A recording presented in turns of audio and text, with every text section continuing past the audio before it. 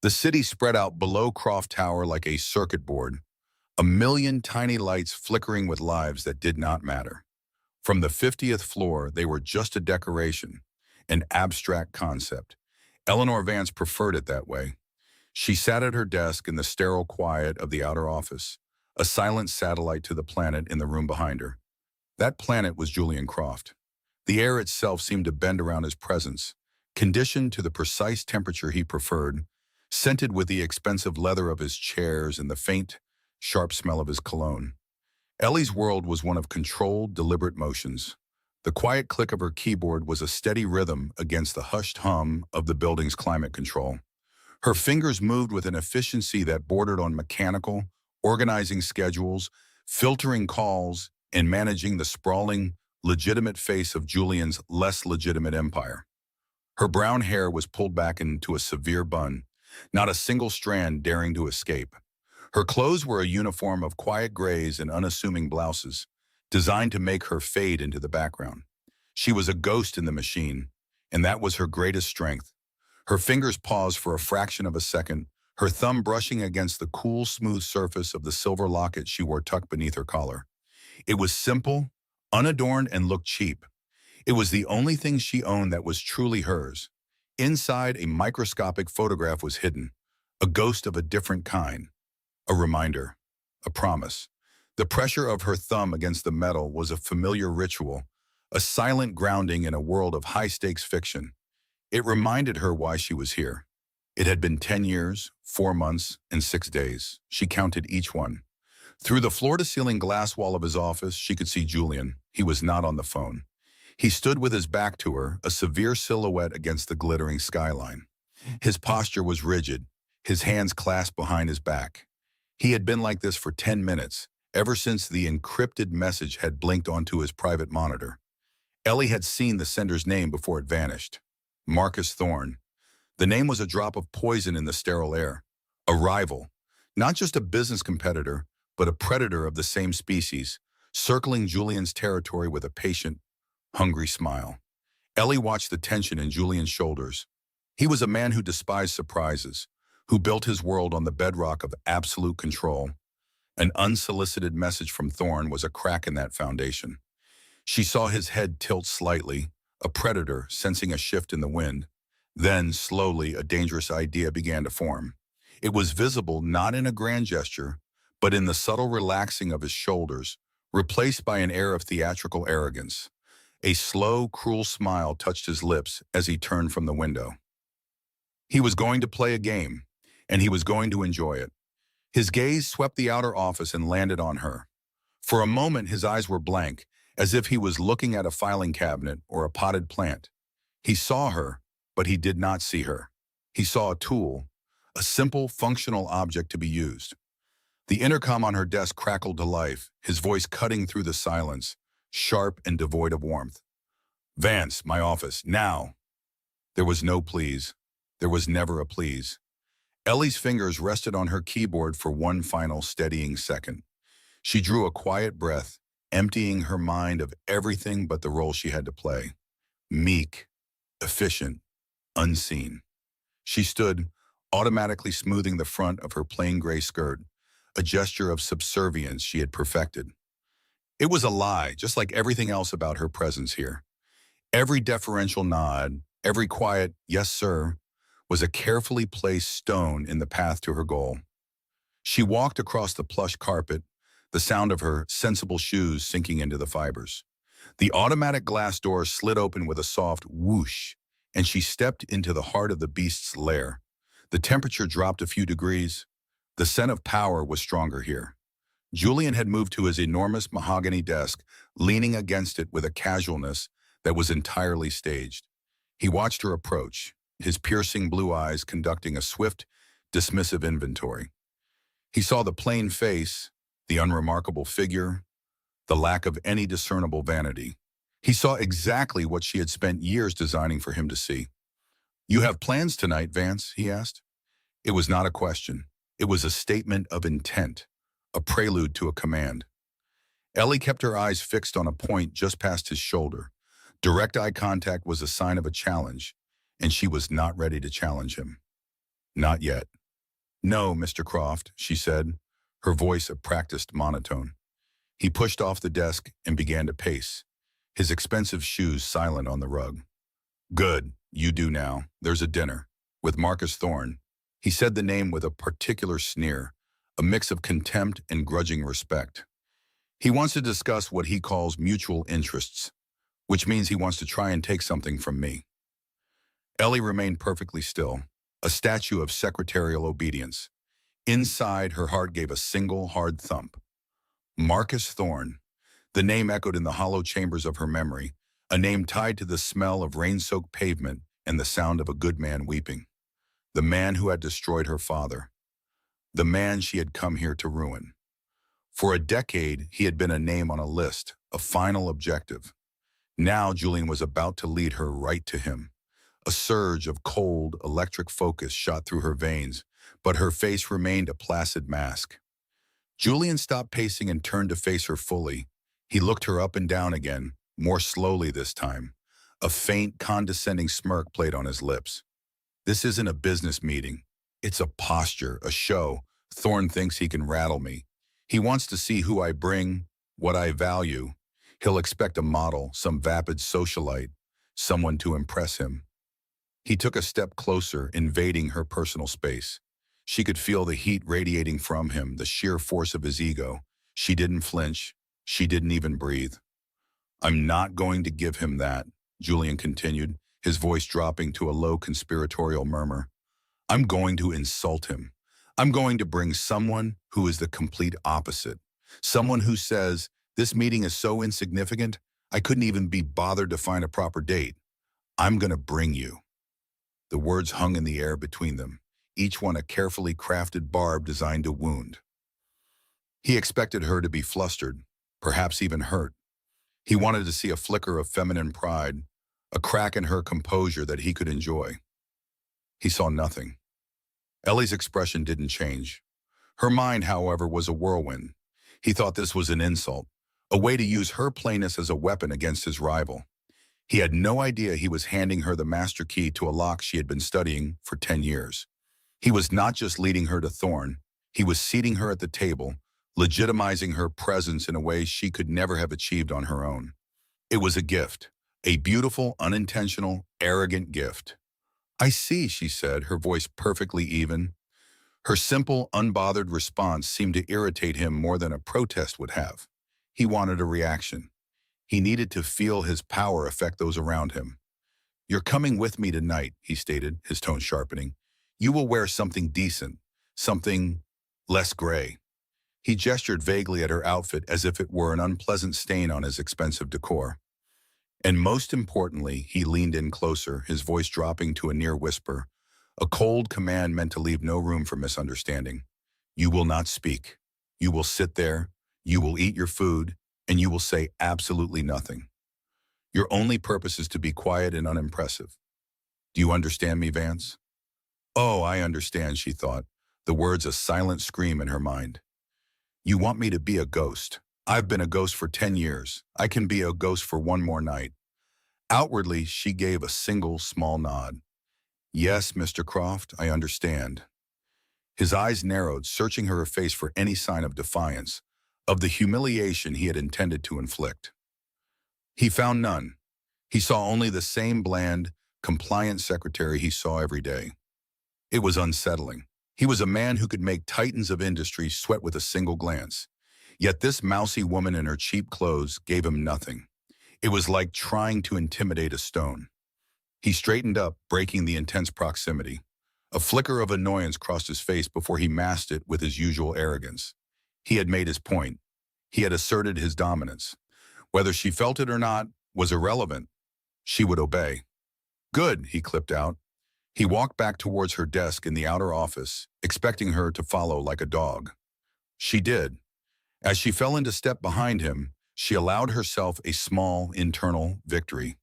He was so blinded by his own hubris, so convinced of his ability to read people, that he had looked right through her. He saw a pawn, a prop for his little drama. He couldn't possibly imagine he was looking at the architect of his enemy's downfall. They reached her workstation. Sitting on the floor beside it was a large, glossy white box bearing the name of an obscenely expensive designer. He must have had it delivered earlier, so certain of his plan, so sure of her compliance. He didn't bend to pick it up. He nudged it with the toe of his polished shoe, then gestured for her to take it. She did so without a word, the weight of it surprising. Julian looked from the box to her face, a final attempt to gauge her reaction. Still nothing. Just quiet obedience. He was done with the game. It hadn't been as satisfying as he'd hoped. "The car will be downstairs at 7, he said, his voice returning to its normal, dismissive tone. "Don't be late." He turned and walked back into his glass cage without a backward glance. Ellie stood for a long moment, the heavy box in her arms. She stared at her own reflection in the darkened gas of Julian's office after he moved away from the door. She saw the plain woman, the drab clothes, the severe hair.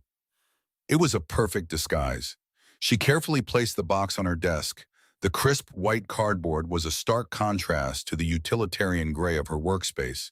It was a symbol of his contempt, a costume for the role he had assigned her. Prop, ornament, silent and unimpressive.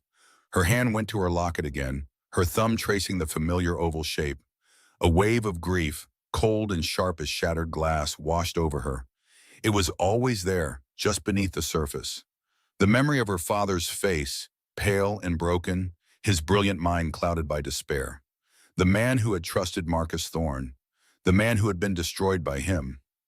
Julian thought he was bringing a secretary to dinner. He was wrong. He was bringing a decade of carefully nurtured rage. He was bringing a daughter's promise. He was bringing a final reckoning.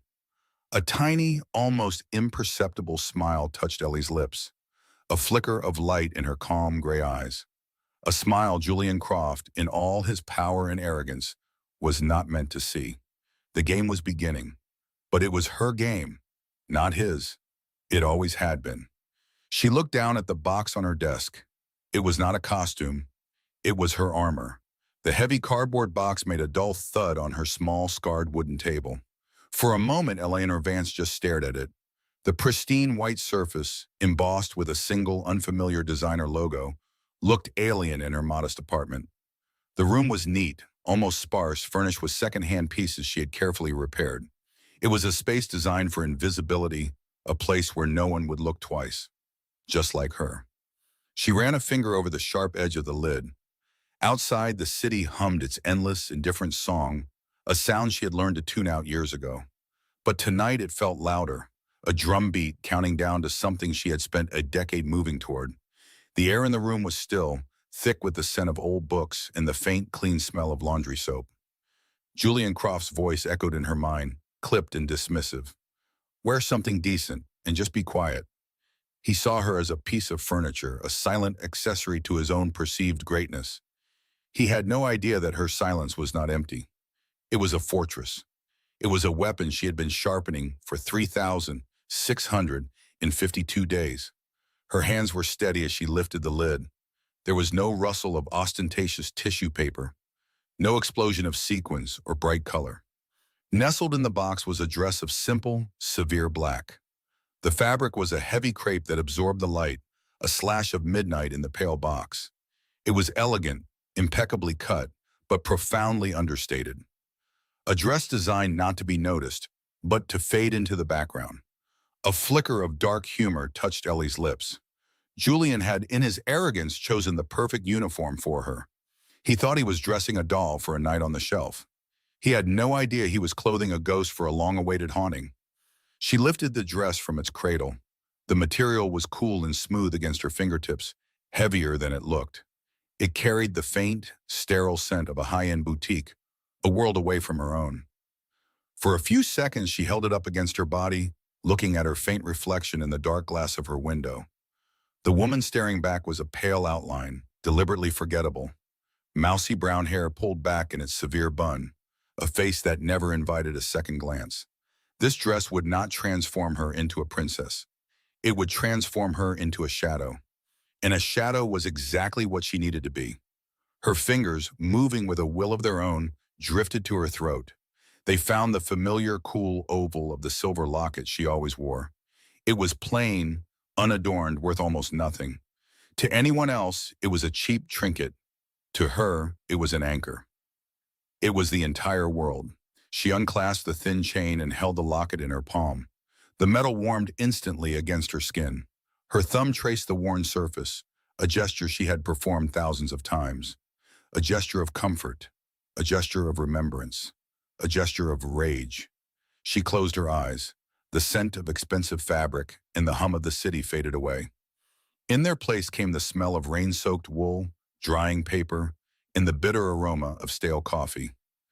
She was 10 years old again. She was standing in the doorway of her father's home office. It had always been her favorite room, a sanctuary of towering bookshelves, tidy stacks of ledgers, and the comforting click of his adding machine. But on that day, the sanctuary was a tomb. Rain lashed against the window panes, blurring the world outside into a gray wash. The only light came from a single green-shaded desk lamp, casting a sickly glow on the chaos. Papers were strewn everywhere, not in his usual organized piles, but as if a storm had torn through the room. Ledgers lay open, their neat columns of numbers seeming to mock the disarray. Her father, Thomas Vance, was sitting in his large leather chair, but he seemed to have shrunk. His shoulders, usually so broad and confident, were slumped. He wasn't looking at the papers. He was just staring at the wall, at a framed photograph of a smiling little girl with missing front teeth. Her. She had crept into the room, her small feet silent on the thick rug. "Daddy?" she had whispered. He didn't turn. His voice, when it came, was a sound she had never heard before. It was hollow, brittle, like dry leaves crushed underfoot. "They took everything, Ellie." He finally turned his head, and the sight of his face made her breath catch in her throat. Her father was a man who smiled with his eyes, a man whose face was always full of life and quiet intelligence. The man looking at her now was a stranger. His eyes were vacant, rimmed with a redness that spoke of a night without sleep. His skin was pale, almost gray. "Everything we built, it's all gone." He had been a brilliant accountant, a man who saw stories in numbers, who could track the lifeblood of a company through a balance sheet. He was honest to a fault. Marcus Thorne had sought him out for that very reason. He had praised his integrity. He had called him a partner. Her father had trusted him. He had poured his life's work into building Thorne's financial empire, making it efficient, clean, and seemingly untouchable. "He used me," her father whispered, his gaze drifting back to the storm of paper on his desk. "He used my methods, my systems, to hide it all, to wash it clean. And when it was done, he cut the thread. He framed me for the very flaws I was hired to prevent." He gestured vaguely at a pile of official-looking documents.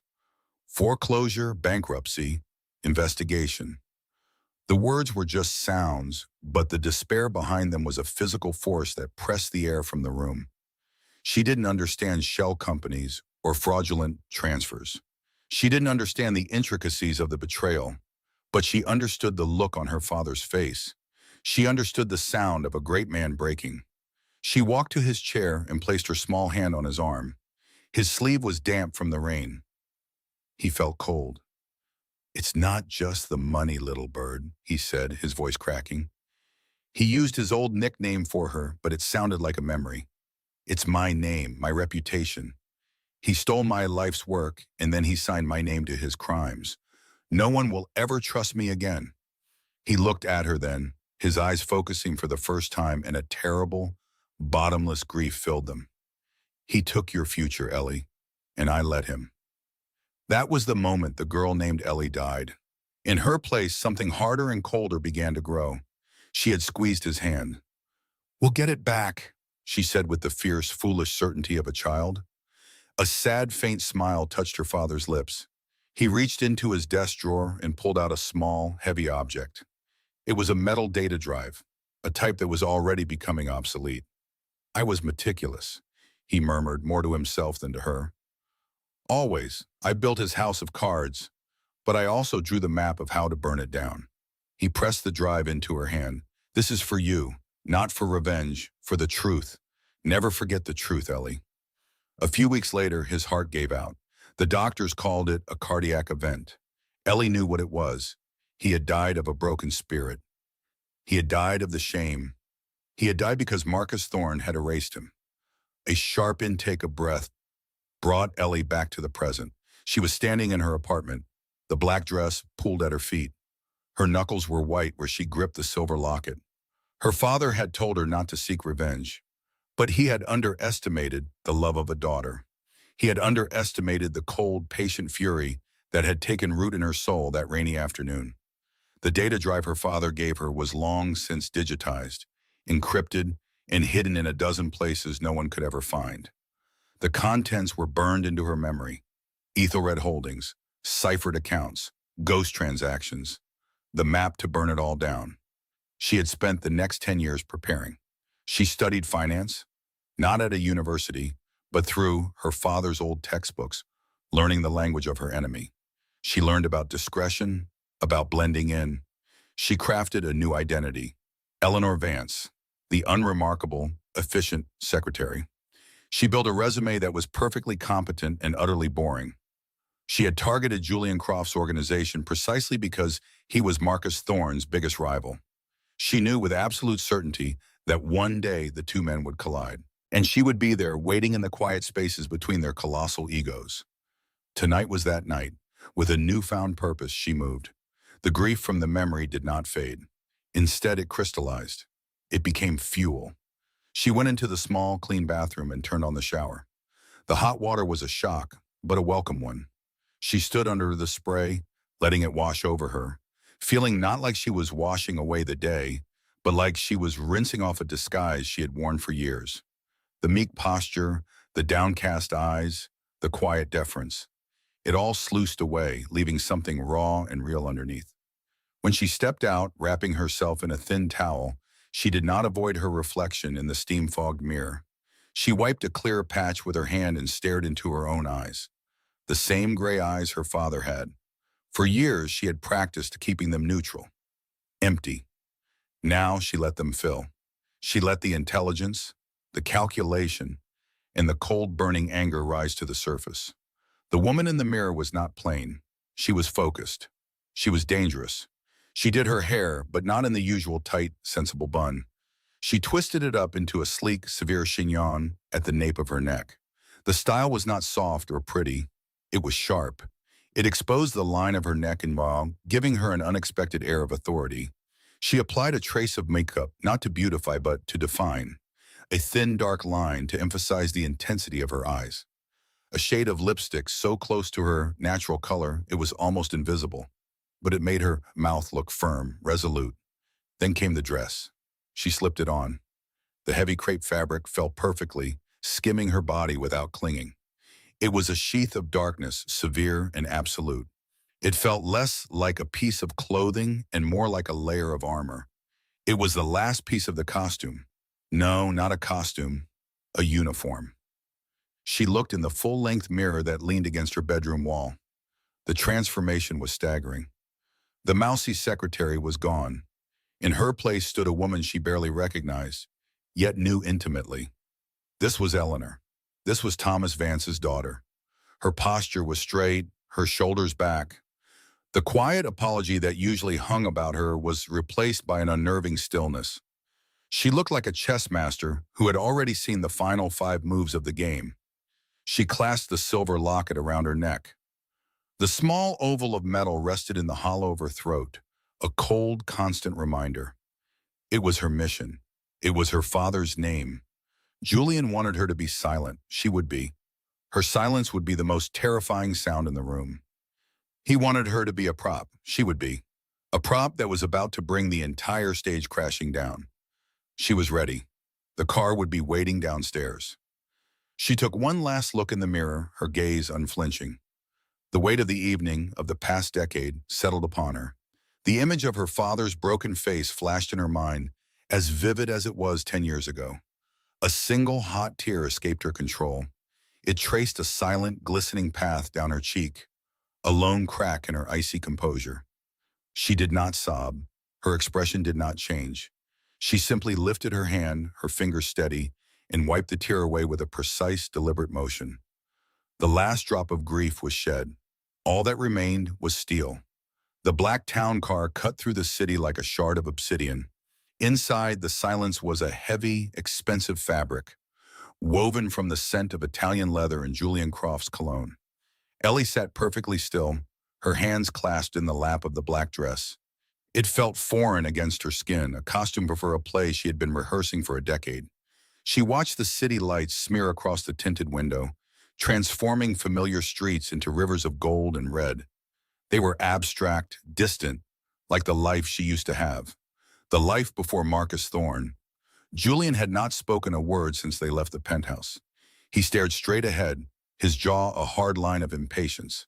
He had glanced at her only once, a quick, dismissive appraisal when she met him at the elevator. His eyes swept over the simple black dress, the way it hung on her frame without drawing attention. A flicker of something, perhaps approval, crossed his face. She was exactly what he wanted her to be. Unremarkable. A quiet, unassuming shadow he could place beside him like a glass of water. He believed he had chosen her. He had no idea she had chosen him, years ago, as the perfect key for a lock he did not even know existed. Ellie focused on her breathing. Inhale for 4 counts. Hold for 4. Exhale for 6.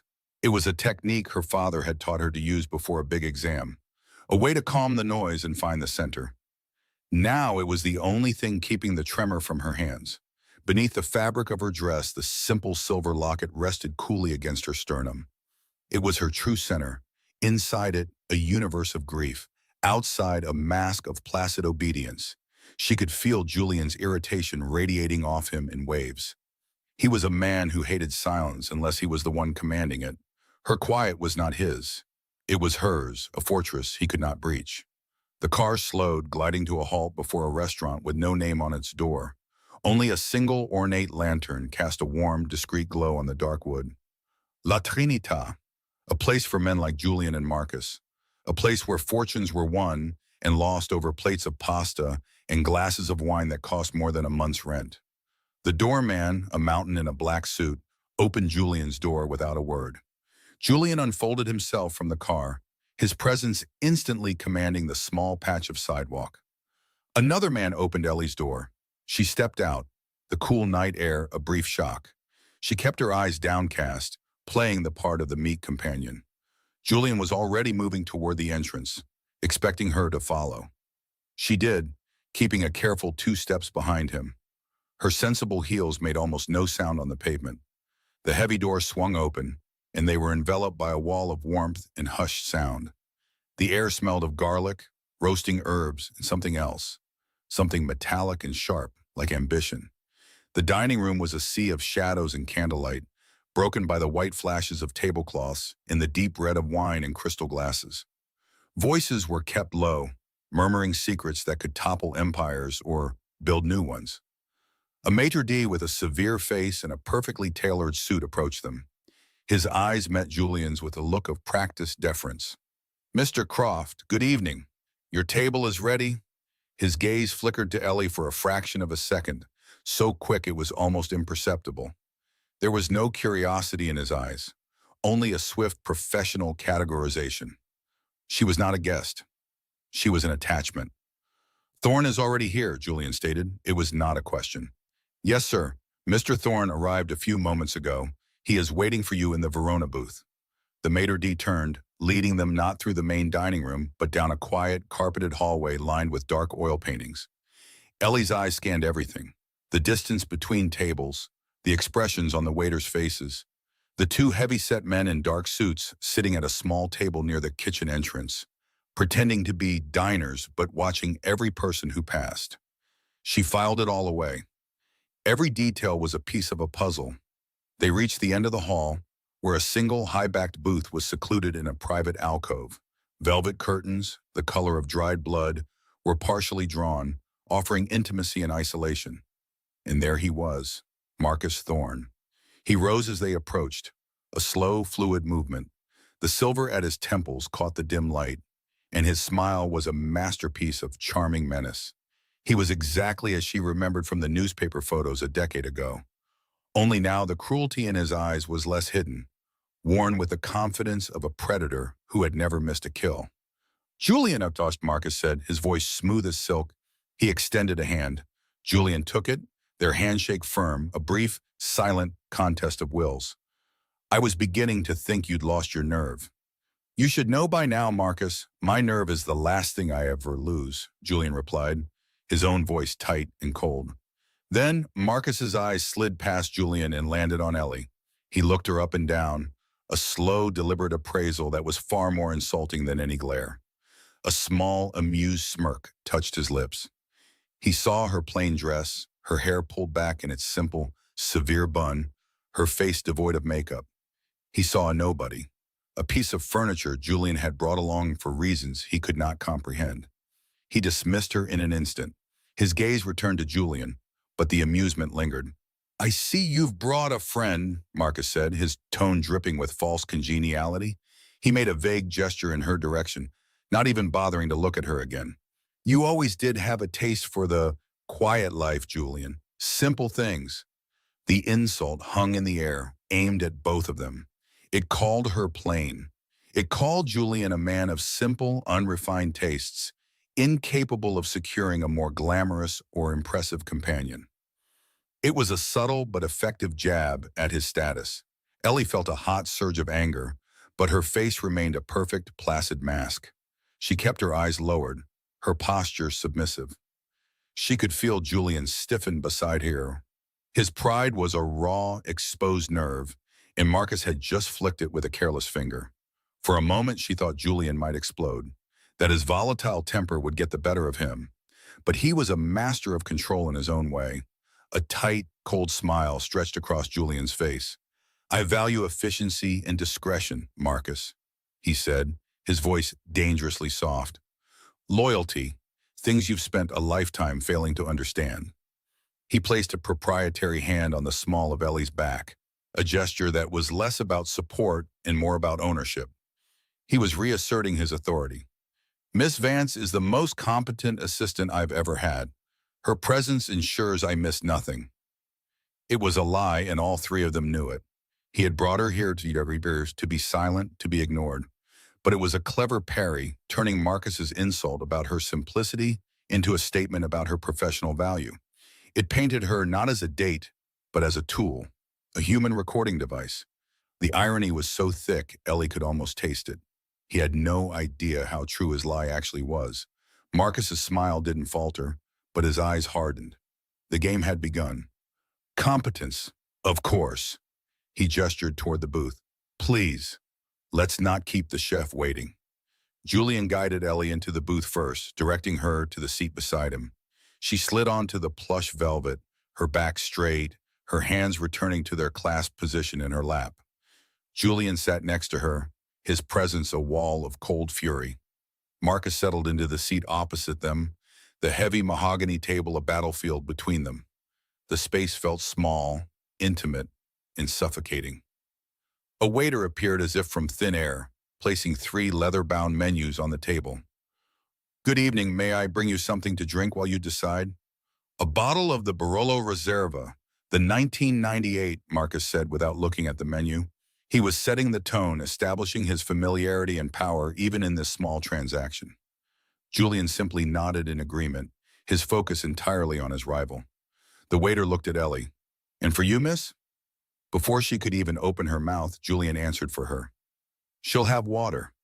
His voice was flat, final. It was another small assertion of control, another reminder of her place. She was not a participant. She was an observer. Of course, sir, the waiter murmured, collecting the menus and vanishing as quietly as he had appeared.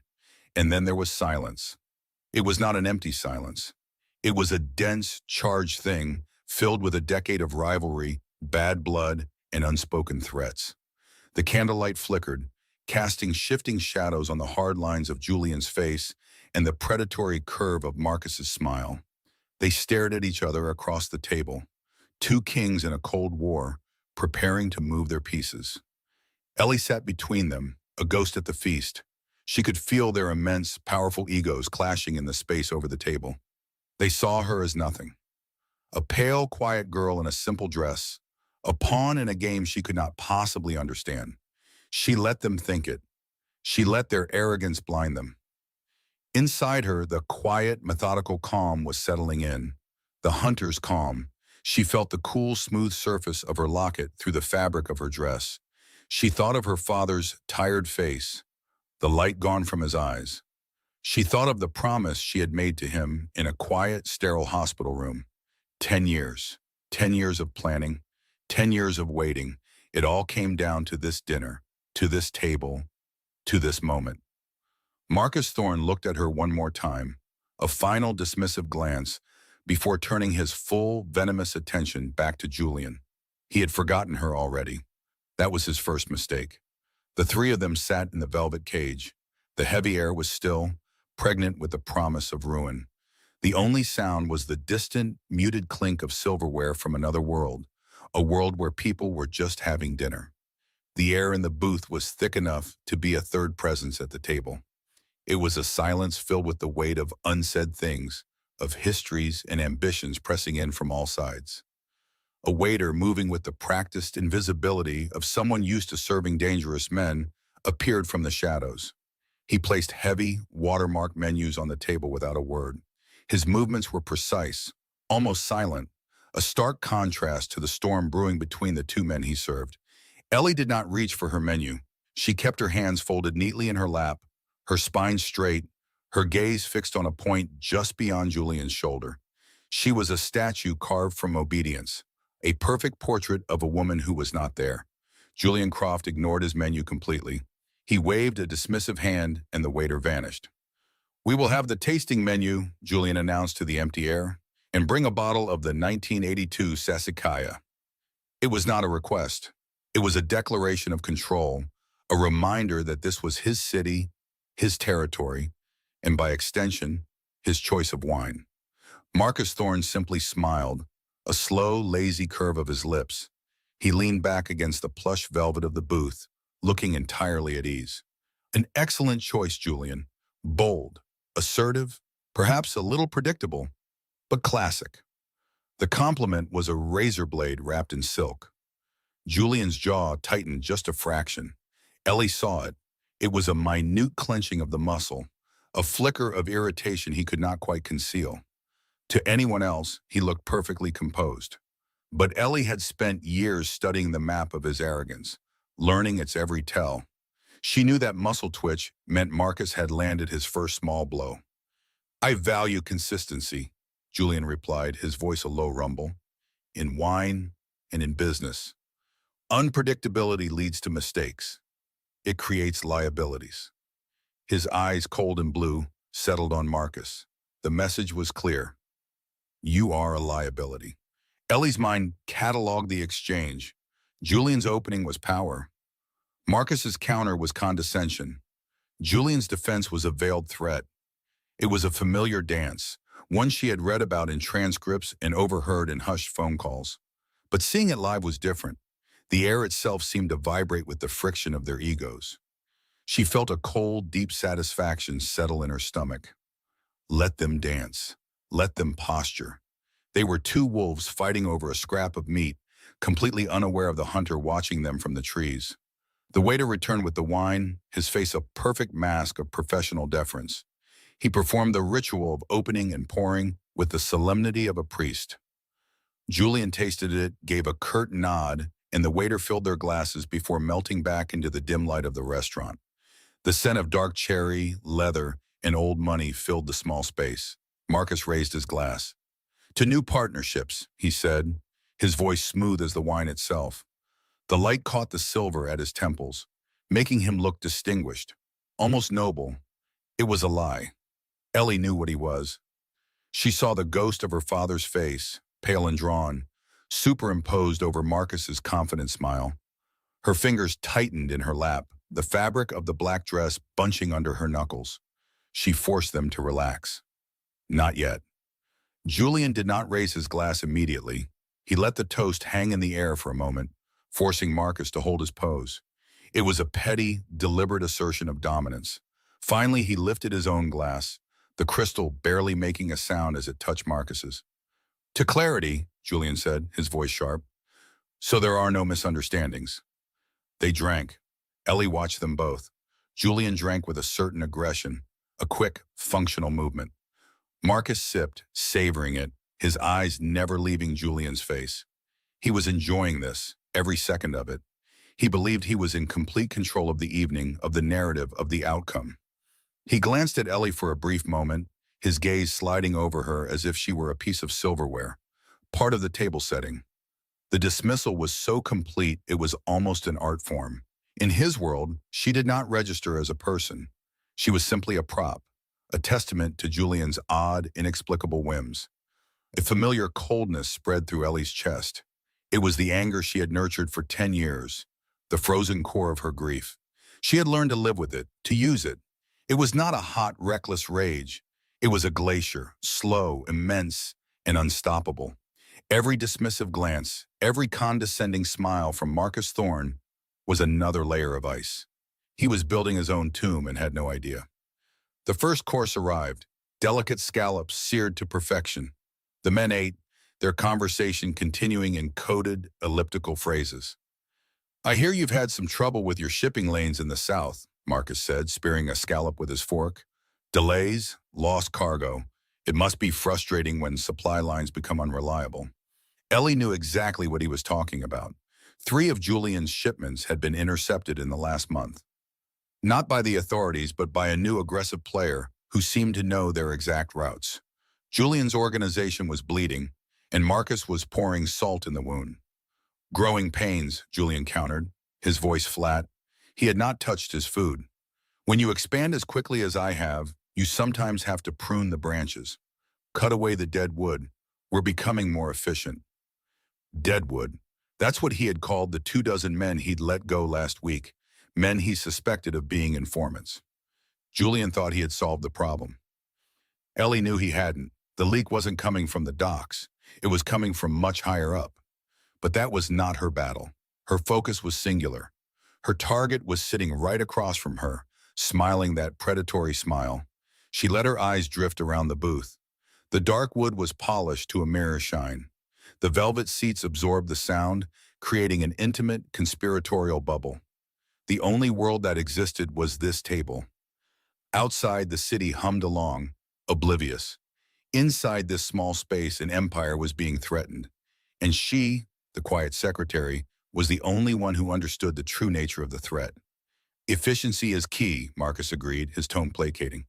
"But you need reliable partners, people who understand the terrain, the old families, for instance. They have a certain stability. They don't make waves." He was talking about himself. His operation was older, more established, less volatile than Julian's aggressive expansion. He was painting himself as the voice of reason, the stable choice. Ellie had to suppress a bitter laugh. Stability. Marcus Thorne was a piranha who had risen to the top by devouring everyone around him, including his most loyal allies. Her father had been one of them. He had trusted Marcus. He had called him a friend. The memory rose unbidden. Her father, a man who found beauty in numbers and logic in spreadsheets, sitting at their kitchen table. His face was gray, his shoulders slumped in defeat. "He took everything, Ellie," he had whispered, his voice hollow with shock. "Everything. The numbers were a masterpiece, a perfect system, and he used it to gut me." Ellie took a slow, deliberate breath. She focused on the feel of the silver locket resting against her skin, hidden beneath the neckline of her dress. It was cool and smooth. Inside was her father's face, young and smiling. It was her compass, her fuel. It was the reason she could sit here, a foot away from his destroyer, and feel nothing but the cold, sharp clarity of her purpose. The second course came and went. Risotto with white truffles, the earthy, decadent scent filled the air. Julian still hadn't eaten. His entire body was a coiled spring. He radiated a dangerous energy, a frustration that was becoming harder and harder to contain. He was used to being the one who set the terms. He was not used to being cornered. Marcus, on the other hand, was a study in relaxation. He ate with genuine pleasure, commenting on the quality of the truffles. He controlled the pace of the conversation, steering it exactly where he wanted it to go. He brought up real estate, mentioning a new waterfront development project that Julian had been trying to secure for months. "It's a difficult project," Marcus mused, wiping his lips with a linen napkin. "Complex zoning laws, environmental impact reports. You need a councilman or two in your pocket just to get the permits. Someone without those connections might find it impossible. He let the statement hang there. He was telling Julian that he owned the politicians that Julian needed. Julian's knuckles were white where he gripped his wine glass. Ellie watched him, a part of her almost feeling a sliver of pity. He was so powerful, so feared, yet in this moment, he was being dismantled piece by a man who was simply better at the game. Julian's power was a club. Marcus's was a scalpel, and a scalpel could do far more damage before the victim even knew they were bleeding.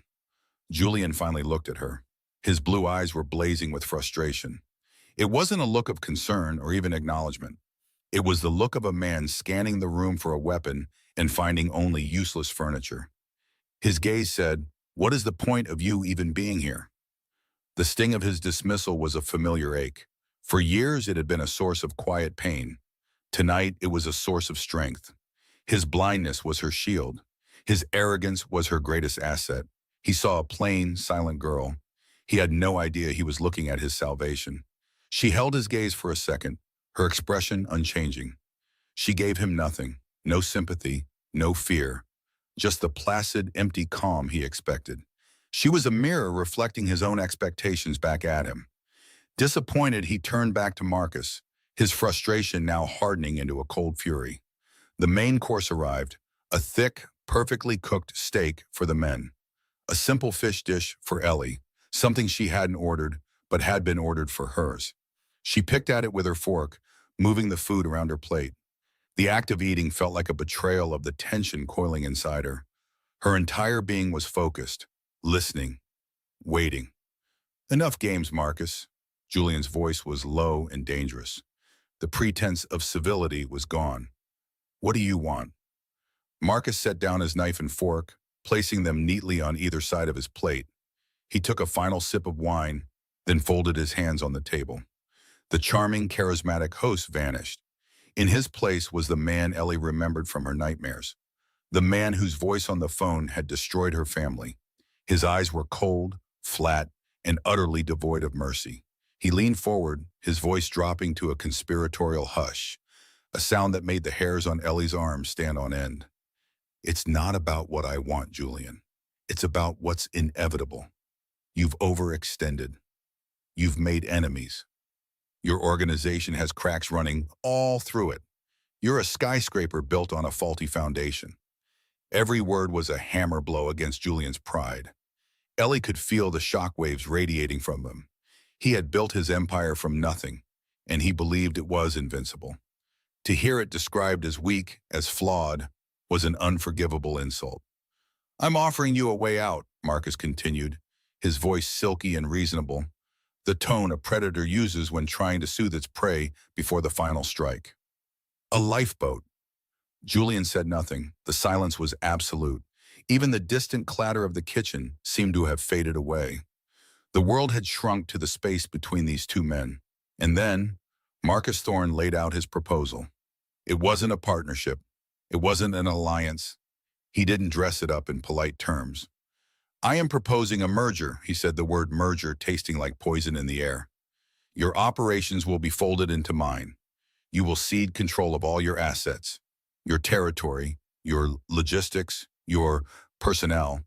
They will all report to my people." He paused, letting the weight of his words sink in. "In return, you will be given a senior position in the new structure, a figurehead role. You keep your name, a percentage of the profits, and your life." It was a complete and total surrender. A hostile takeover disguised with a single insulting olive branch. He was offering to make Julian Croft, the most feared man in the city, a glorified employee in his own former kingdom. He was offering him a gilded cage. Ellie kept her eyes down, her face a perfect mask of indifference. But inside, her heart was pounding a slow, heavy rhythm against her ribs. It was happening. The moment she had worked for, planned for, bled for over the last decade was finally here.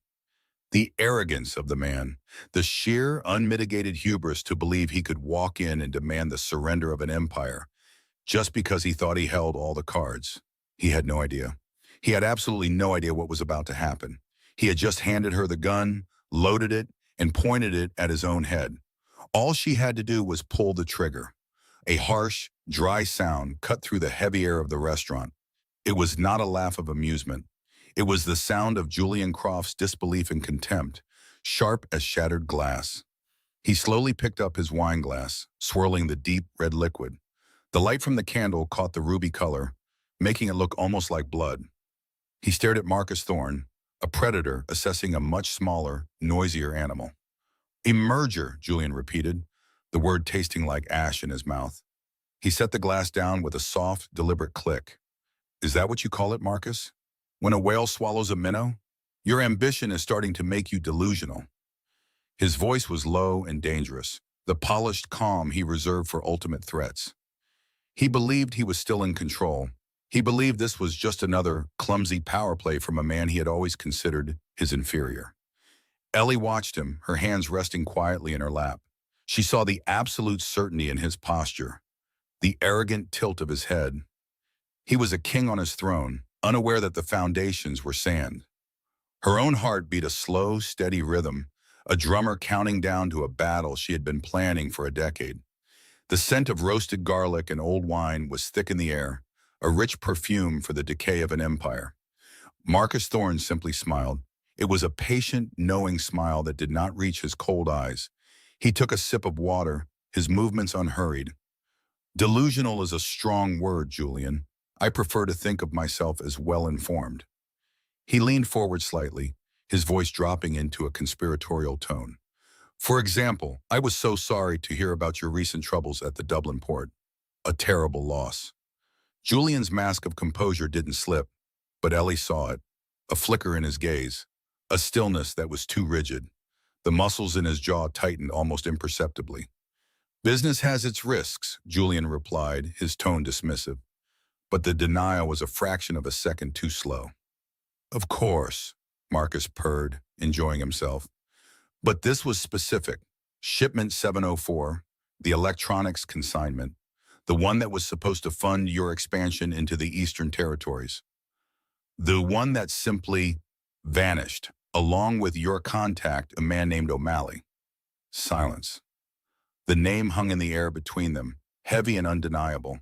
Julian's mind raced. Shipment 704 was a ghost operation. The name O'Malley was known to exactly 4 people, himself included. 3 of them were in this city, and one was supposed to be in Dublin. A cold dread, something Julian had not felt in years, began to seep into the edges of his consciousness. He felt a sudden chilling draft in the warm enclosed booth. It was the feeling of being watched, of being known. His eyes darted almost involuntarily around the restaurant. The other patrons were shadows, their conversations a meaningless hum. His world had suddenly shrunk to this table, to the man sitting across from him with a predator's grin. Who was the traitor? Was it Thomas, his longest-serving lieutenant? Was it Petrov, the brute who handled his logistics? The faces spun in his mind, each one now a mask hiding a serpent. Ellie felt a shift in the room's gravity. The power, which had been consolidated entirely in Julian's corner, was now bleeding across the table. It was pooling around Marcus. She kept her eyes lowered, focused on the intricate pattern of the silverware next to her plate. She didn't need to see Julian's face to know the expression he was wearing. She had imagined this moment 1,000 times. The first crack in the fortress. The first tremor of the earthquake she was about to unleash. The silver locket against her chest felt cool, a point of focus in the rising heat of the conflict. It was for her father. This was all for him. Julian forced a hollow laugh. "You've been listening to dockside gossip, Marcus. You can't build an empire on rumors." "Is it a rumor?" Marcus asked softly, his eyes glinting. He leaned back, taking a piece of bread and tearing it with slow, deliberate fingers. "All right, let's talk about something more digital. The server farm you secretly operate under, that laundry service downtown. The one that holds all your leverage, all those inconvenient files on city officials and business rivals." He paused, popping the piece of bread into his mouth. "There was a fire last Tuesday, a very contained, very specific fire, wiped the primary and the secondary backup servers. Everything. Gone." This time, Julian could not hide his shock. His face went pale. The Dublin shipment was a financial blow, a serious one. But the data center, that was his ghost in the machine. It was his leverage, his security, his real power. It was the source of the fear that kept his world in order. To lose it meant he was blind. He was vulnerable. The news hit him with the force of a physical blow, knocking the air from his lungs. It wasn't a rumor, it was a fact he himself had only learned 2 days ago from his panicked tech chief. They had told the world it was faulty wiring, a freak accident, but it wasn't. It was an attack. And Marcus Thorne knew. He knew details no one outside Julian's most trusted inner circle could possibly know. The informant wasn't just a low-level thug. It was someone close, someone with access to the heart of his operations. The paranoia that had been a faint whisper was now a screaming chorus in his head. Every man he trusted was now a suspect. Every promise of loyalty was now a potential lie. His entire organization, built on a foundation of absolute control, felt like it was dissolving into smoke. He felt a surge of suffocating rage and helplessness. His knuckles were white where he gripped the edge of the table. He needed to lash out, to break something, to reassert the control that was slipping through his fingers like sand. His furious gaze swept the table, looking for purchase, for something to focus his anger on. And it landed on Eleanor. She was just sitting there, perfectly still. Her head was slightly bowed, her eyes on the untouched plate of risotto in front of her. She looked small, insignificant, a plain brown bird caught in a storm between eagles. In that moment, Julian's frustration curdled into a hot, bitter contempt for her. He had brought her here as a symbol of his power, a casual display of his ability to command and possess. Now, her silent, useless presence felt like a mockery. What was she even thinking? Did she have a single thought in her head beyond what time her day ended? She was a piece of furniture, a well-behaved appliance. While his world was cracking at the seams, she was just there, a blank space, a nothing. The sheer pointlessness of her existence at this table, in this moment of crisis, infuriated him more than Marcus's smug grin. It was a reminder of his own miscalculation, a trivial but galling error in judgment on a night of catastrophic failures. Marcus saw the look Julian gave her. He saw the flicker of desperation and misdirected anger. He knew he had won. The final pieces of Julian's composure were crumbling away, and it was time to deliver the final merciful stroke. He pushed his plate away, a gesture of finality. This isn't a negotiation, Julian. It's an exit strategy. For you. His voice became smooth, almost reasonable, the way a doctor might speak to a patient with a terminal diagnosis. My offer is generous. I absorb your territories, your networks, your assets. In return, I take on your new vulnerabilities. I deal with the people who are clearly making a mess of your organization. He let that sink in. He wasn't just taking over. He was offering to clean up the mess, to fix the betrayal that he himself had engineered. It was the ultimate insult. You walk away, Marcus continued, spreading his hands wide. You keep your penthouse, a few of your legitimate businesses, enough to live well. You retire. You faded away quietly. No one gets hurt, no more fires, no more missing shipments. He leaned forward one last time, his face a mask of predatory sincerity. The smile was gone, replaced by a look of cold, hard victory. He lowered his voice so that only their table could hear it, a final nail in the coffin of Julian's pride. Take the deal, Julian. It's the only way you walk away with anything. The words hung in the air, thick and heavy as smoke. Take the deal, Julian. It's the only way you walk away with anything. Marcus Thorne's voice was a silken blade, and it had found its mark. The smug certainty on his face was the final twist. He had won. He was watching a king realize his castle was made of sand, and he was savoring every grain of its collapse. A suffocating silence descended on the private booth. It was a vacuum where all sound, all air, had been sucked out, leaving only the pulsing throb of Julian Croft's fury. He felt a heat climb up his neck, a familiar precursor to a rage that had leveled men for far less. His entire empire, built on fear and absolute control, was being threatened in a dimly lit restaurant over a plate of untouched risotto. The insult was profound. The truth behind it was even worse. Julian's hands were clenched into fists under the table, his knuckles white. His mind, usually a cold engine of strategy, was a furnace. He saw the faces of his lieutenants, the whispers in the hallways, the slow erosion of his authority if he buckled here. Marcus had an informant, a rat. Someone close had sold him out, had fed his rival the precise details of his recent shipments, his vulnerabilities. The thought was a separate, colder poison seeping into his veins. Who? Who had dared? He was trapped.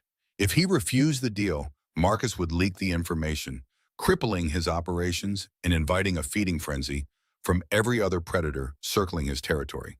If he accepted, he would be neutering himself, becoming a glorified subordinate to a man he despised. It was a perfect cage. Julian's jaw was so tight he could feel his teeth grinding.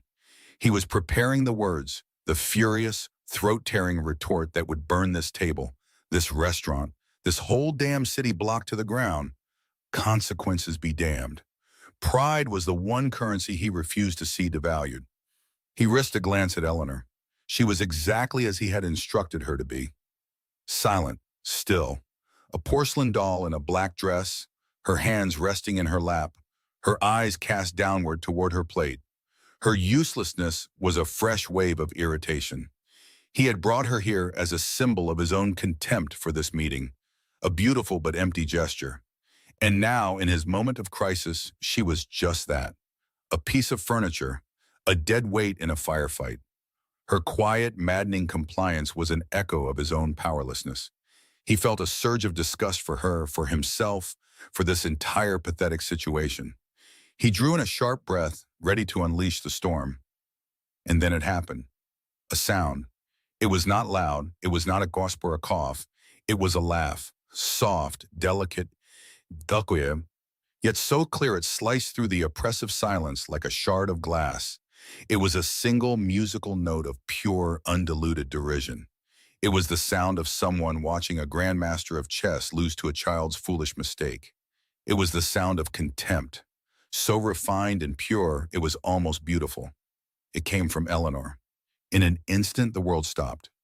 The carefully constructed universe of male aggression, of power and threat, shattered. Two of the city's most dangerous men, locked in a battle of wills, both snapped their heads toward her. Their movements were violently synchronized, a pair of predators startled by a noise they could not comprehend. Julian stared, his own prepared fury dissolving into a state of sheer, uncomprehending shock. His brain simply refused to process the input. The meek, invisible woman he had ordered to be silent, the woman who cataloged his appointments and fetched his coffee, had just laughed. She had laughed at Marcus Thorne's victory statement. She had laughed in the face of a deal that was about to bring Julian Croft to his knees. It was impossible. It was unthinkable. It was an act of such colossal, suicidal insanity that for a split second he wondered if he had imagined it. But he had not. Marcus had heard it too. The smug, predatory satisfaction on Thorne's face had vanished, replaced by a mask of stunned disbelief. His mouth was slightly agape, his eyes wide. He looked from Eleanor back to Julian, as if seeking confirmation that this bizarre event was actually happening. The shared look was a strange, momentary truce between them. Both were united in their absolute bewilderment. Then the shock curdled. For Julian, it became a new kind of rage, deeper and more personal than the one he felt for Marcus. This was not a rival challenging him. This was a subordinate, a thing he owned, malfunctioning in the most spectacular and humiliating way possible. The audacity of it was breathtaking. He had commanded her to be quiet. Her one and only job tonight was to be a silent, breathing prop. Instead, she had inserted herself into the single most critical negotiation of his career with a laugh that mocked the entire proceeding. His humiliation was now complete. He was not just being outmaneuvered by his enemy. He was being ridiculed by his own staff. Every person he had ever intimidated, every rule he had ever enforced, it all felt like a joke now. The foundations of his authority were cracking. Not from Marcus's attack, but from this tiny, insignificant sound, from the one person in the world he believed he had total control over. His mind flashed with violent impulses. To grab her, to shake her, to drag her from this restaurant and demand to know what demon had possessed her. Across the table, Marcus Thorne's reaction was just as profound, but different. His initial shock cooled into something far more dangerous. The charming, silver-tongued businessman disappeared entirely. The real Marcus, the ruthless predator who had built an empire on betrayal and broken men, came to the surface. His eyes, which had been crinkled in a triumphant smile moments before, were now flat and cold as stones. He had been in the middle of his crowning moment. He had Julian cornered, defeated. The kill was assured, and this woman, this mouse, this non-entity Julian had brought as an insult, had laughed. It wasn't just an interruption. It was a judgment. Her laugh had stripped him of his victory. It belittled his strategy, his intelligence, his power. It implied that his masterstroke was, in fact, a pathetic little trick that she found amusing. No one had ever dared to treat him with such open contempt. Not to his face, not ever. The entire dynamic of the room had been irrevocably altered. The power struggle between Julian and Marcus was over, replaced by a new terrifying focus. All the hostility, all the menace, all the weight of two criminal empires now pointed like a spear at the quiet secretary in the black dress. The air grew thick and cold. The low hum of the restaurant seemed to fade away completely. There was only the booth, the three of them, and the echo of that impossible sound. Ellie did not flinch. She did not look away. The laugh had escaped her, but she did not retreat from it. After the sound faded, she slowly lifted her head. The woman who looked back at the two men was not the same one who had sat down. The timid, deferential posture was gone. Her back was straight. Her shoulders, though delicate, were set. Her eyes, those unremarkable gray eyes that usually avoided contact, were now astonishingly direct. She held Julian's gaze for a moment, and in them, he saw nothing. No fear, no apology, no panic. Just a calm, unnerving stillness. It was like looking into a deep, placid lake and having no idea what lay in its dark waters. He felt a tremor of something he had not felt in years. It was not quite fear. It was a profound sense of the unknown. He had looked at this woman every day for 3 years and was now realizing he had never seen her at all. Then, her gaze shifted to Marcus. She looked at him with the same unnerving calm, a quiet assessment that made the hairs on his arms stand up. She was no longer a prop. She was a player, and no one had invited her to the game. Marcus Thorne leaned forward. The movement was slow, deliberate, like a snake coiling.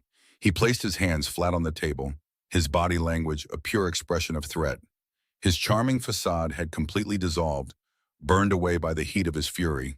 What was left was raw, cold, and lethal. The air crackled. Julian remained frozen, a spectator in his own downfall, watching this new, horrifying drama unfold. When Marcus spoke, his voice was unrecognizable. The smooth, persuasive silk was gone, replaced by a low, gravelly rasp that promised violence. It was a voice he reserved for basements and back alleys, for men who were about to disappear. He fixed his entire, terrifying focus on Eleanor Vance. "Is something funny?" he asked. The question hung in the air, heavy and sharp as a shard of glass. "Is something funny?" Marcus Thorne's voice was a low growl, stripped of all its earlier charm. It was the voice of a man used to being feared, a man who had just been disrespected in the most profound way possible. The dim, warm light of La Trinita seemed to suddenly cool, the soft clinking of distant silverware fading into a dull, humming silence that centered entirely on their booth. Julian Croft's jaw was a knot of granite. Fury, pure and white-hot, surged through him. He was about to speak, to put this woman, his secretary, back in her place with a single devastating sentence. He had brought her here as a prop, an insult to Marcus, a living symbol of how little he thought of this meeting. And now she was laughing. She was laughing at the precipice of a war, making him look like a fool who could not control his own staff. The words were already on his tongue, a venomous dismissal that would end her career and her life in the city, but they never left his mouth. Because Ellie did not shrink from Marcus's glare. She did not stammer an apology or look to Julian for help. She did nothing he expected. Instead, she ignored the question entirely, as if it were a fly buzzing annoyingly in the distance. Her movements were fluid, unhurried. Her slender fingers, which he had only ever seen flying across a keyboard with robotic efficiency, closed around her glass of water. The condensation had beaded on the outside, and for a strange, dislocated second, Julian watched a single drop trace a path down the crystal, like a slow-motion tear. She raised the glass to her lips. The gesture was serene, almost regal. She took a small, deliberate sip, her throat moving with a delicate swallow. But it was her eyes that held them captive. They had always been a muted, unremarkable gray, the color of a rainy sky, usually hidden behind a curtain of professional deference. Now they were wishy and clear, and they were fixed on Marcus Thorne. There was no fear in them. There was no apology. There was something else entirely, something cold and ancient, like looking into the depths of a frozen lake. She held his gaze over the rim of the glass, a silent duel that stretched for an impossible number of seconds. Then she lowered the glass, setting it back on the white linen tablecloth without a sound. She shifted in her seat. It was a subtle movement, but the effect was staggering. The Eleanor Vance who had walked into this restaurant, the one with slightly hunched shoulders and a posture that seemed to apologize for taking up space, was gone. In her place sat a woman whose spine was a straight, unyielding line. Her shoulders were back, her chin was lifted just a fraction, not in arrogance, but in absolute, unshakable authority. The meek, mousy secretary had evaporated. A queen had taken her place on the throne of a velvet-lined booth. Julian was paralyzed. His anger was still there, a hot coal in his chest, but it was now overlaid with a thick, freezing layer of bewilderment. He felt as if the world had tilted on its axis. He was watching a stranger. This was not the woman who organized his schedule with quiet competence. This was not the woman who brought him coffee just the way he liked it without ever being asked. This was not the woman whose most emotional response in 3 years had been a barely perceptible tightening of her lips when he'd overworked her through a weekend. His mind, a well-oiled machine of threats and calculations, began to malfunction. It scrambled for data, for any piece of information that could explain this. He saw her in his office, a ghost in a gray cardigan, her face illuminated by the glow of a monitor. He remembered her resume, a document so perfectly, boringly average he had barely skimmed it. Good grades from a state university, a series of administrative jobs at respectable but unremarkable firms, no gaps, no red flags. She was a blank slate, a functional tool. That was why he hired her. She was safe. She was invisible. But the woman across from him was not invisible. She was the most visible person in the room. She had stolen the light, the air, the power, with a single derisive laugh. She had not even spoken a word since, yet she was dominating two of the most dangerous men in the city. She had tilted her head slightly, and her gaze finally left Marcus, sweeping over to him. For the first time in his life, Julian Croft felt truly seen by a subordinate, and it was terrifying. Her eyes did not hold the familiar mix of fear and respect he demanded from his employees. They held something that looked chillingly like assessment. She was weighing him, measuring him, as if he were the one being interviewed for a position. The sheer audacity of it left him breathless. Who was this woman? Where had this composure, this iron will come from? Had it been there all along, hiding beneath the surface? Had he been so blinded by his own arrogance that he had installed a viper in the heart of his own office, believing it to be a harmless mouse? The thought was so absurd it was almost comical. Yet the evidence was sitting right in front of him, radiating a cold confidence that made the hair on his arms stand up. He saw the simple silver locket at her throat, a piece of cheap jewelry he'd noticed but never registered. It seemed different now. It no longer looked plain but deliberate, a secret held in plain sight. Marcus, for his part, had recovered from his initial flash of anger. Julian could see the shift in his rival's eyes. Marcus was a predator, but a different kind. He was a snake to Julian's wolf. He did not rely on brute force, but on cunning and observation. And right now, he was observing. The rage was gone, replaced by a sharp, calculating curiosity. He leaned back slightly, a silent concession of the floor to Ellie. He saw what Julian was just beginning to grasp. This was not an outburst. This was a calculated move. The game had changed, and a new player had just revealed her hand. Julian finally found his voice, a low rasp. Ellie. He said her name as a command, an attempt to reassert the old order, to force the ghost back into the machine. Be quiet. She didn't even flinch. Her eyes, cold and clear, remained on him for a moment longer before sliding back to Marcus Thorne. She gave a small, almost imperceptible shake of her head, not at Julian, but at the situation itself. It was a gesture of dismissal. She was dismissing Julian's authority. She was dismissing Marcus's threat. She was dismissing the entire power dynamic that had governed their world. The silence in the booth was now absolute. The air was thick with unspoken questions. Julian felt a bead of sweat trickle down his temple. He was no longer in control of the meeting. He was no longer in control of his secretary. He was a spectator at his own execution, and the executioner was a woman he thought of as furniture. He felt a profound, gut-wrenching sense of humiliation that was entirely new to him. He had been played. For how long? Days? Months? Years? The thought made him feel dizzy. Every interaction, every quiet, "Yes, Mr. Croft," every perfectly organized file now seemed like a lie. A piece of a puzzle he had been too arrogant to see. He had brought her here to be a silent, beautiful ornament, an object. He had even chosen her dress, a simple black sheath, thinking it would make her look presentable but not distracting. He saw it now, the way it fit her perfectly, the way it served as a stark, simple backdrop to the cold fire in her eyes. It did not make her an ornament. It made her a weapon, a blade sheathed in black cloth.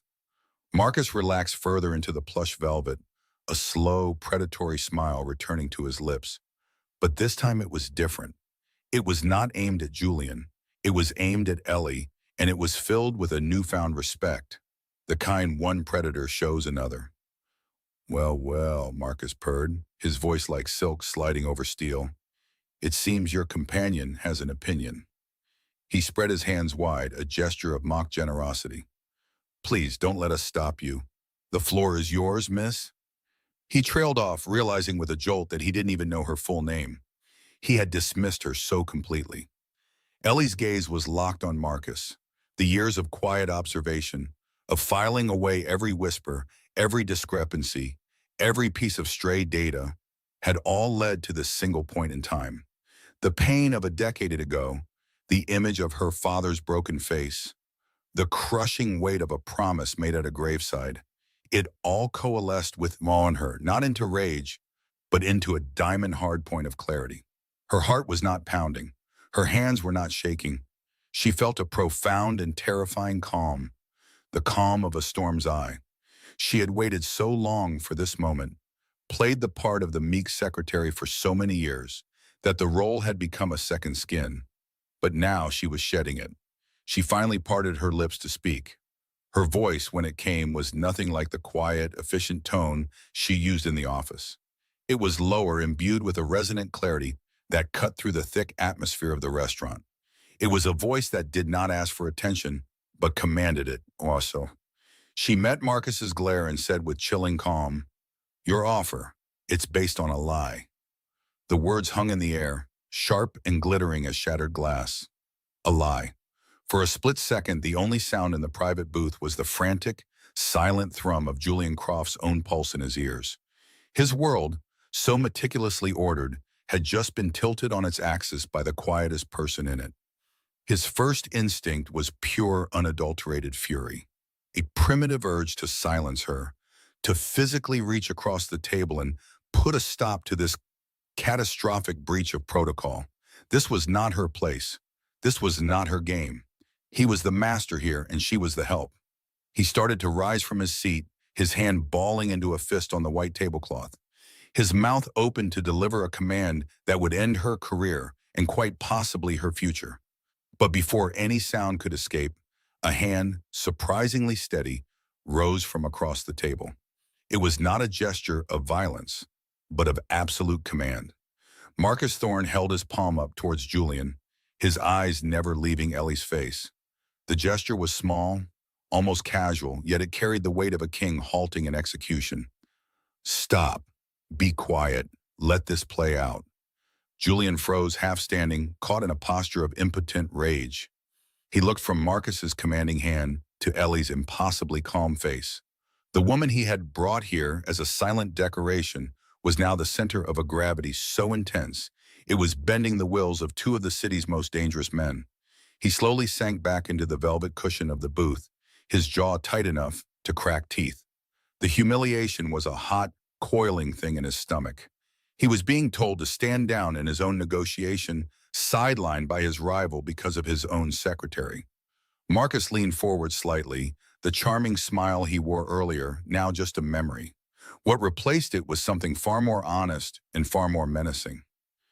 It was a look of cold, clinical assessment, like a biologist studying a creature that was not supposed to exist. His voice, when it came, was a low, silky thing, dripping with a condescending venom that was meant to put Ellie back in her place. He used her name for the very first time that night, not as a courtesy, but as a weapon, as a label. "And what lie would that be, Miss Vance?" he sneered. The name echoed in the small space. Miss Vance, the formal address, was a mockery, a reminder of her station. The secretary, the woman who answered phones and managed schedules. For a decade, that was who she had been to the world, a ghost in gray cardigans and sensible shoes. And now, at the precipice of everything she had worked for, hearing her name from the mouth of the man who had destroyed her world felt like a key turning in a lock deep inside her. Ellie did not flinch. She did not look away. She simply held his gaze. Inside, a storm was raging. She could feel the cool weight of the silver locket against her skin, a constant, familiar pressure over her heart. It was her anchor and her burden. For a moment, the opulent restaurant faded away. The scent of garlic and wine was replaced by the smell of stale coffee and despair from her father's tiny, cluttered home office all those years ago. She saw his face, not as the vibrant, brilliant man he had once been, but the hollowed-out shell Marcus Thorne had left behind. A man broken by betrayal, staring at columns of numbers that represented his own ruin. He had trusted Marcus. He had built the very financial systems that made Thorne's empire possible. He had called him a friend, and Marcus had rewarded that trust by using the system's own back doors to strip him of everything, leaving him with nothing but debt and shame. Ellie had been 18. She had watched the light go out of her father's eyes day by day until one morning, there was no light left to extinguish. The memory was a sharp physical pain, a wound that had never been allowed to heal. It was the fuel that had burned silently within her for 10 long years. She had built this identity, this life as Eleanor Vance, the unremarkable secretary, piece by painstaking piece. She had forged a resume so perfectly mundane it was beyond suspicion. She had worked her way into Julian Croft's orbit precisely because she knew he was the kind of man who looked at people like her and saw nothing at all. He was arrogant. He was dismissive. He was the perfect tool, the perfect cover to get her into the same room as Marcus Thorne. And now she was here. The decade of silent screaming, of cold fury held in check, of meticulous, patient planning, had led to this single crystalline moment. Julian watched her, his mind reeling. Who was this woman? He replayed the past 3 years in his head, the flawlessly organized schedules, the quiet, almost invisible presence in the corner of his penthouse office, the way she never offered an opinion, never showed emotion, never gave him any reason to think of her as anything more than a function of his business. He had once spilled coffee on a stack of important contracts, and she had simply said, "I have copies, Mr. Croft," and replaced them within a minute. No panic, no drama, just silent, unnerving competence. He had mistaken her quiet for meekness. He had mistaken her efficiency for a lack of ambition. He had looked at her every single day and had seen a blank slate, a non-person. The depth of his miscalculation was staggering. It was a failure of perception so profound it shook the very foundations of his self-image. He was Julian Croft. He saw everything. He controlled everyone. But he had not seen the truth sitting 10 feet away from him for over 1,000 days. A predator had been living in his shadow, and he had been feeding it, protecting it, and had now delivered it to its prey. Ellie drew a slow, deliberate breath. The air in the booth felt thick, heavy with unspoken history. She could feel Julian's confused, burning stare on her. She could feel Marcus's predatory focus. They were waiting for an answer. They thought they were in a negotiation. They had no idea they were figures in a ghost story, one that had begun a decade ago. Her voice, when she finally spoke, was not loud. It did not need to be. It was perfectly level, devoid of the emotional storm raging within her. It was the voice of pure, undeniable fact. The lie, she stated, her gray eyes locked on Marcus, that your primary funding vehicle, Ethelred Holdings, is solvent. The name hit the air and seemed to stop all molecular motion. Ethelred Holdings. It was not a well-known name. It did not appear in newspapers or business journals. It was a ghost entity, a name that existed only in the deepest, most shielded recesses of Marcus Thorne's criminal enterprise. It was the heart of his machine, the dark core through which all his illicit money was pumped, cleaned, and redistributed. It was a secret known to perhaps 3 other people on the entire planet, all of whom would rather die than speak it aloud. Julian's eyes widened slightly. He had never heard the name before. His own intelligence networks, extensive as they were, had never flagged it. It meant nothing to him, but he saw the effect it had on Marcus. It was not a flicker of annoyance. It was not a flash of anger. It was a deep, seismic shock, the kind that happens when the ground you believe to be solid rock turns out to be a thin crust of ice over a bottomless chasm. For a long, terrible moment, Marcus Thorne did not move. He simply stared at Ellie. The sneer was gone. The condescension was gone. The predatory confidence was gone. He looked at her as if she were a specter, a phantom conjured from his most private nightmares. His mind, usually a fortress of calculation and strategy, was a deafening void. Ethelred. She had said the name. This plain, quiet girl. This secretary, this nobody. How? The question screamed in his head. How could she possibly know that name? He had built Ethelred himself, burying it under layers of shell corporations and offshore accounts so complex that even his own top people only knew their small part of the puzzle. The architect of the original system, the only man who knew the whole picture, was long gone. A sad, pathetic accountant who had taken his own life after a series of bad investments. A loose end neatly tied up a decade ago, a man named Vance. The connection slammed into him with the force of a physical blow. Vance, his eyes darted from Ellie's face down to the simple silver locket at her throat, then back up to her unnervingly calm gray eyes, the eyes of her father. He remembered those same eyes, wide with disbelief and betrayal in their final ugly meeting. It was impossible. A coincidence. It had to be. But he knew it was not. He saw it in the chilling certainty of her gaze. She was not guessing. She was not bluffing. She was stating a fact that could bring his entire world crashing down. The lie that Ethelred Holdings is solvent. It was not just a lie, it was the fundamental law upon which his entire empire was built. The company was a house of cards, a hollowed-out shell propped up by a constant, frantic juggling of phantom assets and laundered cash. A single targeted audit, a single leak to the right federal agency, and it would all implode. The blood drained from his face, leaving his carefully tanned skin looking waxy and pale under the dim restaurant lighting. His mouth felt dry, his tongue like a piece of sandpaper. The hand that had been resting on his wineglass trembled, just once, a microscopic betrayal of the terror that was now flooding his system. He had walked into this restaurant a king, confident in his power, ready to devour his rival. Now, he felt like a man who had just been told the precise date and time of his own execution. And the executioner was a woman he had dismissed without a second thought. All color drains from Marcus Thorne's face as he realizes she knows his deepest, most volatile secret. The silence that followed was not empty. It was thick and heavy, pressing down on the table like a physical weight. It was the silence of a universe reordering itself. A single drop of sweat traced a path down Marcus Thorne's temple, catching the candlelight like a distorted diamond. His mouth was slightly open, his carefully constructed persona of charm and control stripped away, leaving only the raw shock of a man who had just seen a ghost. His knuckles were white where he gripped the edge of the table, as if he might fall through the floor without it.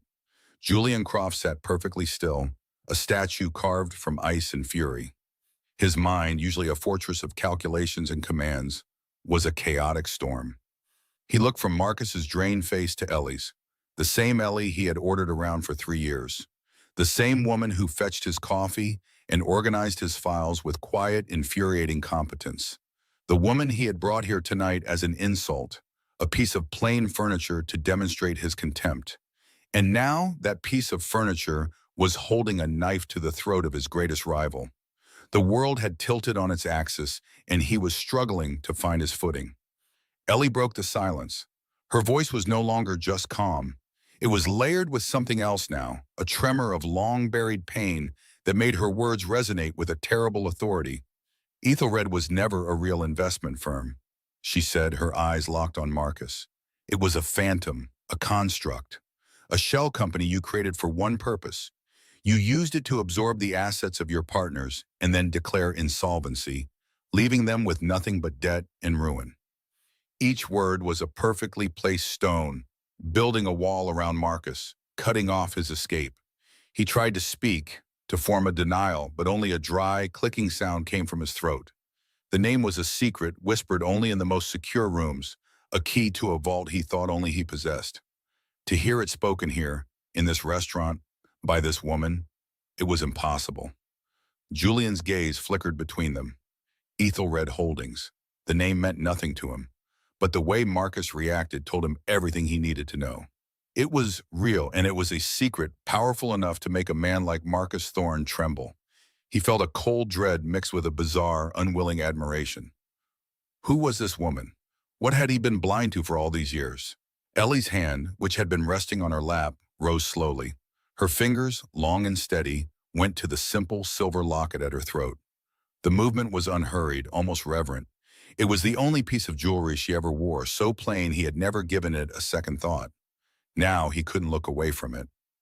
My father was one of those partners, she continued, her voice softening, but losing none of its sharp edge. The sound was now filled with a decade of unshed tears, of hollow nights in a grief so profound it had become a part of her. Her thumb brushed over the smooth, worn silver of the locket. His name was Robert Vance. He was an accountant, a brilliant one, Burstin. He was the man who built your entire accounting system from the ground up. He was the architect of the very fortress you used to hide your crimes. Vance, the name echoed in the sudden vast emptiness of Julian's mind. Vance, he had seen that name before. It was a distant bell tolling in a fog of memory. He searched his brain, frantically flipping through mental files, through years of dismissed information. A background check. 3 years ago. Eleanor Vance. He had barely glanced at it, his security chief handing it over with a dismissive wave. Clean, the chief had said. No connections, no record. Father deceased, an accountant, died about 7 years prior. Mother gone long before that. The girl is a ghost. A ghost. The word chilled him to the bone. He had hired a ghost. He remembered the details now, flooding back with sickening clarity. Robert Vance, financial ruin, a subsequent decline in health. It was all there, buried in a file he had considered unimportant. He had looked at the facts and seen a story of mundane tragedy, the quiet failure of an ordinary man. He had never considered it might be the prologue to a war. He had looked at Ellie, at her plain face and her quiet demeanor, and seen a perfect, harmless cog for his machine. He had never once thought to ask what had happened to that ordinary man. He had never wondered what kind of daughter that tragedy might create. The realization hit him like a physical blow. He had been played. Not by Marcus, not by some rival organization, but by the quiet woman who sat beside him. For 3 years, she had been in his office at the very heart of his empire, a patient predator hiding in plain sight. Every document she filed, every call she screened, every moment of her silent presence was a lie. He felt a wave of nausea. His arrogance, his complete and utter self-assurance had been his undoing. He had looked, but he had never, ever seen. Marcus finally found his voice.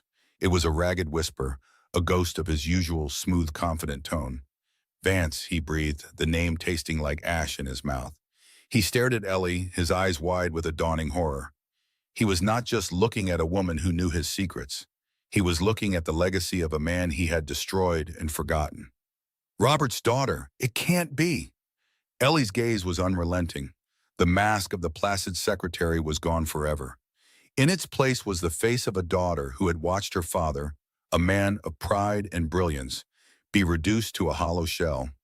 She remembered him in his study, surrounded by papers he could no longer make sense of, his eyes vacant. She remembered the smell of dust and despair that clung to the house after the money was gone. She remembered the day he stopped getting out of bed. The grief was a living thing inside her, a cold fire she had tended for 10 years. He trusted you, Ellie said, the words barely audible but cutting through the hushed ambiance of the restaurant. He thought you were his partner, his friend. He worked late nights for you, securing your assets, building your wealth. He believed in the vision you sold him, and when you had everything you needed from him, you bled his company dry, funneled it all into Ethelred, and then cut him loose. You left him with phantom debts and fabricated losses. You didn't just bankrupt him, Marcus. You erased him. Julian listened, frozen. This was no longer a business negotiation. It had become a reckoning. He was a witness to an act of vengeance a decade in the making. The sheer scale of her deception, the iron-willed patience it must have taken was staggering. To forge a new identity, to build a mundane, unremarkable life, to work for him, a man she likely despised for being part of the same brutal world as Marcus. All for this one single moment, all to sit at this table and watch the man who broke her father finally understand what he had done. The air in the booth was suffocating. The scent of rich pasta and truffle oil seemed obscene, a mockery of the raw, painful truth now laid bare on the white tablecloth.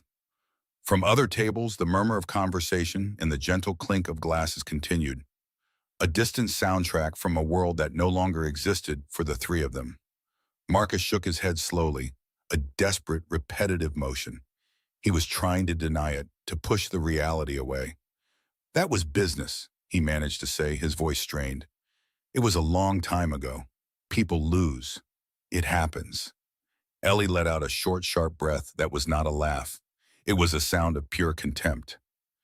He wasn't people, she shot back, her voice rising with a sudden, fierce energy. He was my father, and you didn't just take his money, you took his name. You took his spirit. You left him in a house he could no longer afford with a mind full of numbers that added up to his own ruin. He spent the last year of his life staring at a wall, trying to figure out how his friend, his partner, could have done it. A tear finally escaped her, a single hot trail down her cheek. She didn't wipe it away. She let it fall, a testament to the pain she had carried for so long. It was a symbol of the girl she had been, the girl who had cried over her father's empty eyes. The woman she was now had no more tears to spare. There was only the cold, hard clarity of her mission. I found his ledgers, she said, her voice dropping back to a conspiratorial quiet. The real ones, not the fabricated nonsense you submitted to the liquidators. He was a meticulous man, my father. He never threw anything away, especially not evidence of betrayal. Marcus's face, which had been pale, now seemed to turn a shade of gray. The last of his defenses crumbled. The denial, the bluster, the arrogance. It all dissolved, leaving behind a terrified man staring at the face of his past. He remembered Robert Vance now, a quiet, earnest man who was a genius with numbers, a man who had been too trusting, too decent for their world. And he remembered crushing him without a second thought, another stepping stone on his path to power. He looked at Ellie, at her gray eyes that now seemed to burn with a cold fire, and he saw her father in them. He saw the same intelligence, the same precision. But where Robert had a gentle soul, his daughter had a core of tempered steel. Julian felt a strange, detached calm settle over him. His own predicament, the threat to his own empire, suddenly seemed secondary. He was watching something primal unfold, justice in its purest, most patient, and most terrifying form. He had built his life on the idea of control, on knowing everything, on having no weaknesses. And for 3 years, his greatest vulnerability had been answering his phone and bringing him his schedule. The thought was so absurd, so humiliating, it was almost funny. Marcus leaned forward, his hands flat on the table, his carefully manicured nails dug into the wood. He looked like a man pleading for his life. "It can't be," he whispered, his voice cracking with desperation. He was no longer speaking to her, but to the universe, to a fate he thought he had escaped. "He's dead." Ellie's eyes flashed, a glint of triumph mixing with the deep well of her sorrow. The final piece was in place. The moment she had rehearsed in her mind 1,000 times had arrived. She met his shattered gaze. He is, she confirmed, her voice as cold and final as a tombstone. But his work isn't. The words hung in the air, dense and cold as graveyard mist. He is dead, but his work isn't. For a long moment, no one moved.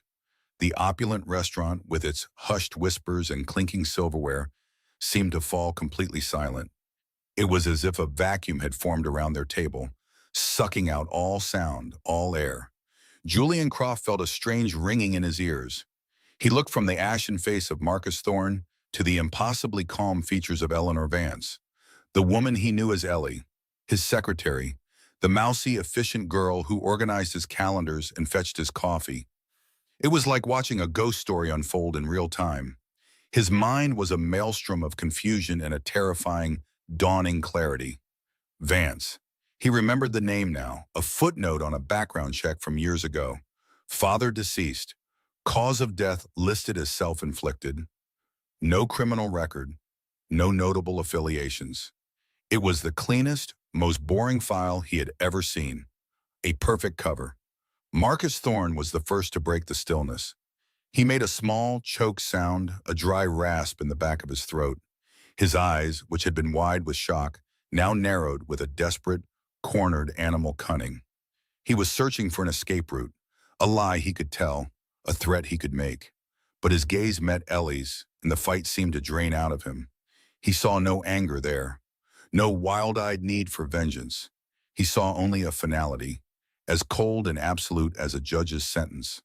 Ellie's fingers, which had been resting on her silver locket, fell to the table. She looked directly at Marcus, her voice dropping to a near whisper, a tone so intimate it was more chilling than any shout. "My father was meticulous," she said softly. The words were simple, but they landed like hammer blows. He was a man of ledgers and balances, of order and proof. He believed that numbers never lied. People did. You did.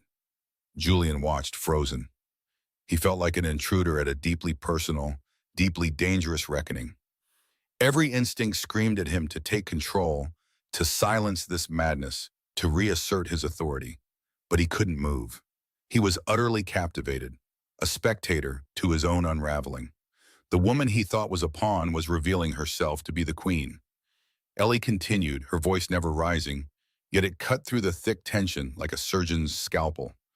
When he realized what you were doing, how you were using his systems to hollow out your partners, he was broken. But before the despair took him, he did what he always did. He made a record.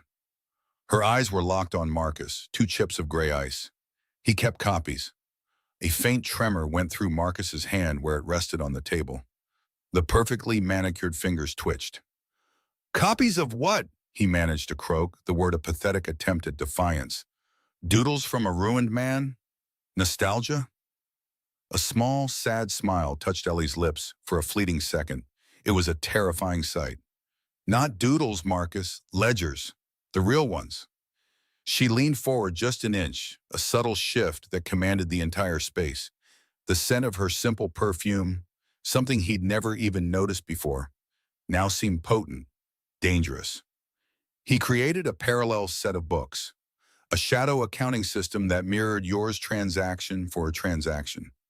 Every dollar you siphon from your partners into Ethelred Holdings, every fake invoice, every ghost employee, he recorded it all. Julian's blood ran cold. He understood the implications immediately. A shadow ledger was the holy grail for any prosecutor.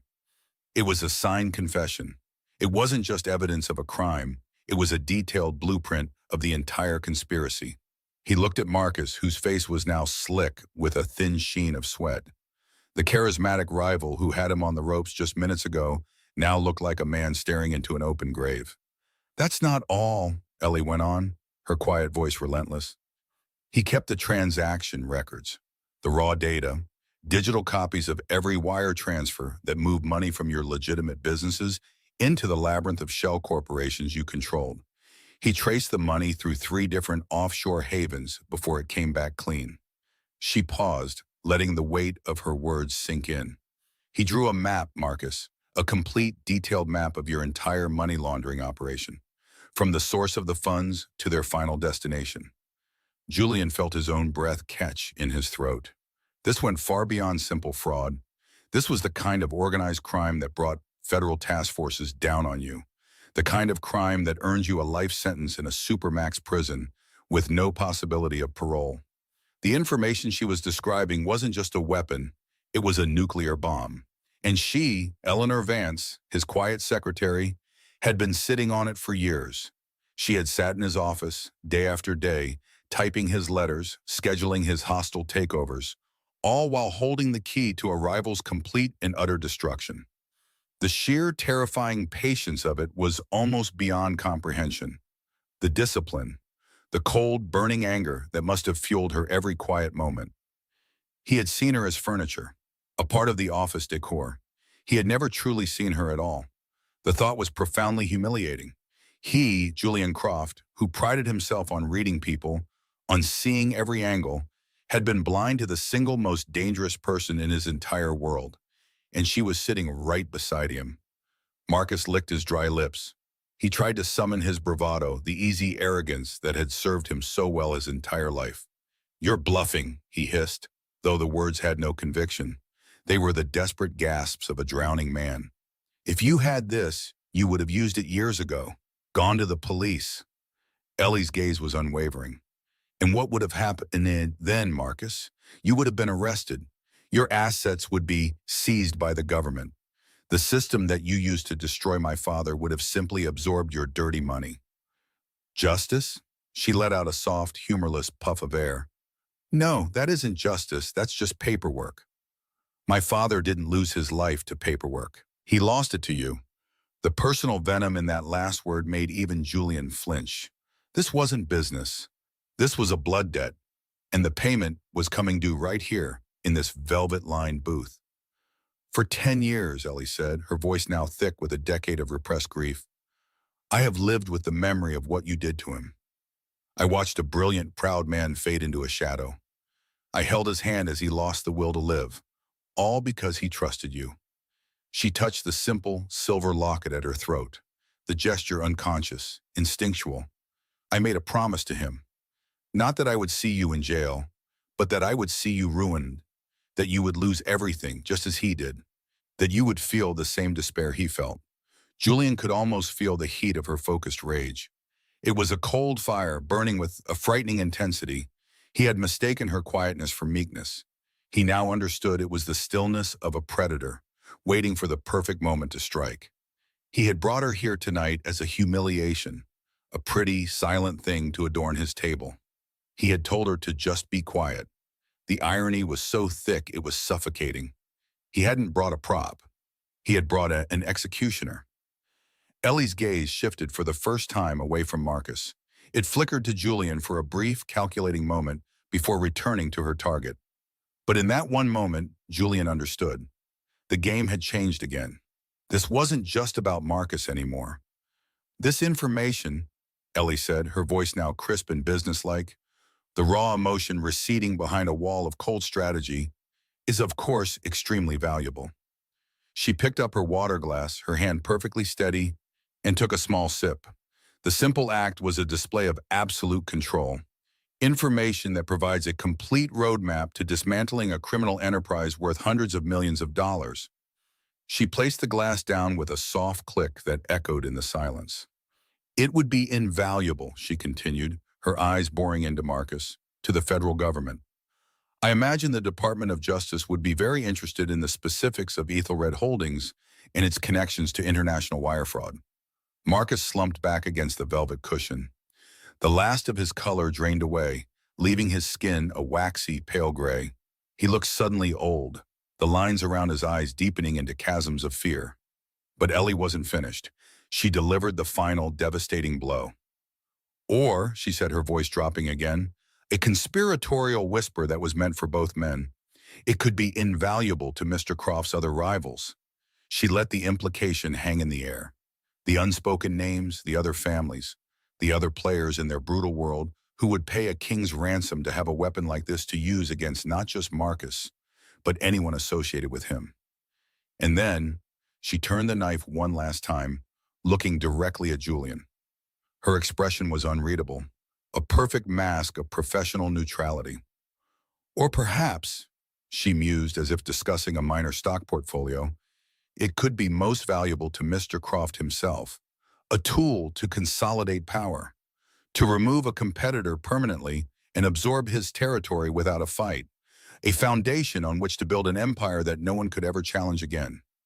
Julian felt a jolt, as if he had touched a live wire. She wasn't just destroying Marcus, she was making him an offer. She was laying the smoking ruins of Marcus Thorne's empire at his feet and asking him what he wanted to do with them. She was giving him a choice. He could be her partner in this, or he could be her next target. The power dynamic had not just shifted, it had been annihilated. In the space of 5 minutes, Eleanor Vance had gone from being his most insignificant employee to being the most powerful person in the room, in the entire city. He looked at her, truly looked at her for the first time. The plain brown hair, the simple dress, the quiet gray eyes. There was nothing plain about her. It was camouflage, a disguise so perfect that no one had ever thought to look beneath it. He had built his world on fear and control, on the belief that he saw everything, knew everything. And all this time, the greatest threat, the greatest power, was taking his dictation and filing his reports. The thought was so staggering, so utterly humbling, that he felt a strange, dizzying sensation. It was the feeling of the entire world tilting on its axis. He turned his gaze back to Marcus. The change was horrifying. The man who had entered the restaurant with a predator's swagger was gone. In his place sat a hollowed-out shell. His shoulders were slumped, his head bowed slightly. The arrogant smirk was replaced by a slack-jawed expression of pure defeat. He wasn't looking at Ellie anymore. He was staring at the white tablecloth, at a small breadcrumb, as if it were the most fascinating thing in the world. He was seeing nothing. His empire, his power, his future had all just been erased by the ghost of a man he had wronged a decade ago. The silence that followed was absolute. It was the silence of a checkmate, the silence after the fall of a king. The clatter of the restaurant, the murmur of conversations, it all seemed to be happening in another world, a universe away from the cold, dead space of their booth. Ellie did not look triumphant. She looked tired. The fire in her eyes had banked, leaving behind the cool embers of a long overdue resolution. She had carried this weight for 10 years, and now she had finally set it down. Marcus Thorne visibly deflated. It was not a sudden movement, but a slow, crushing collapse, as if his bones had turned to dust. His expensive suit, which had once looked like armor, now seemed to hang off a shrunken frame. He brought a trembling hand up and rubbed his face, a gesture of profound, soul-deep weariness. The fight was over. He had lost. He had lost everything. He slumped further into his seat, a man completely and utterly defeated. The silence that followed was not empty.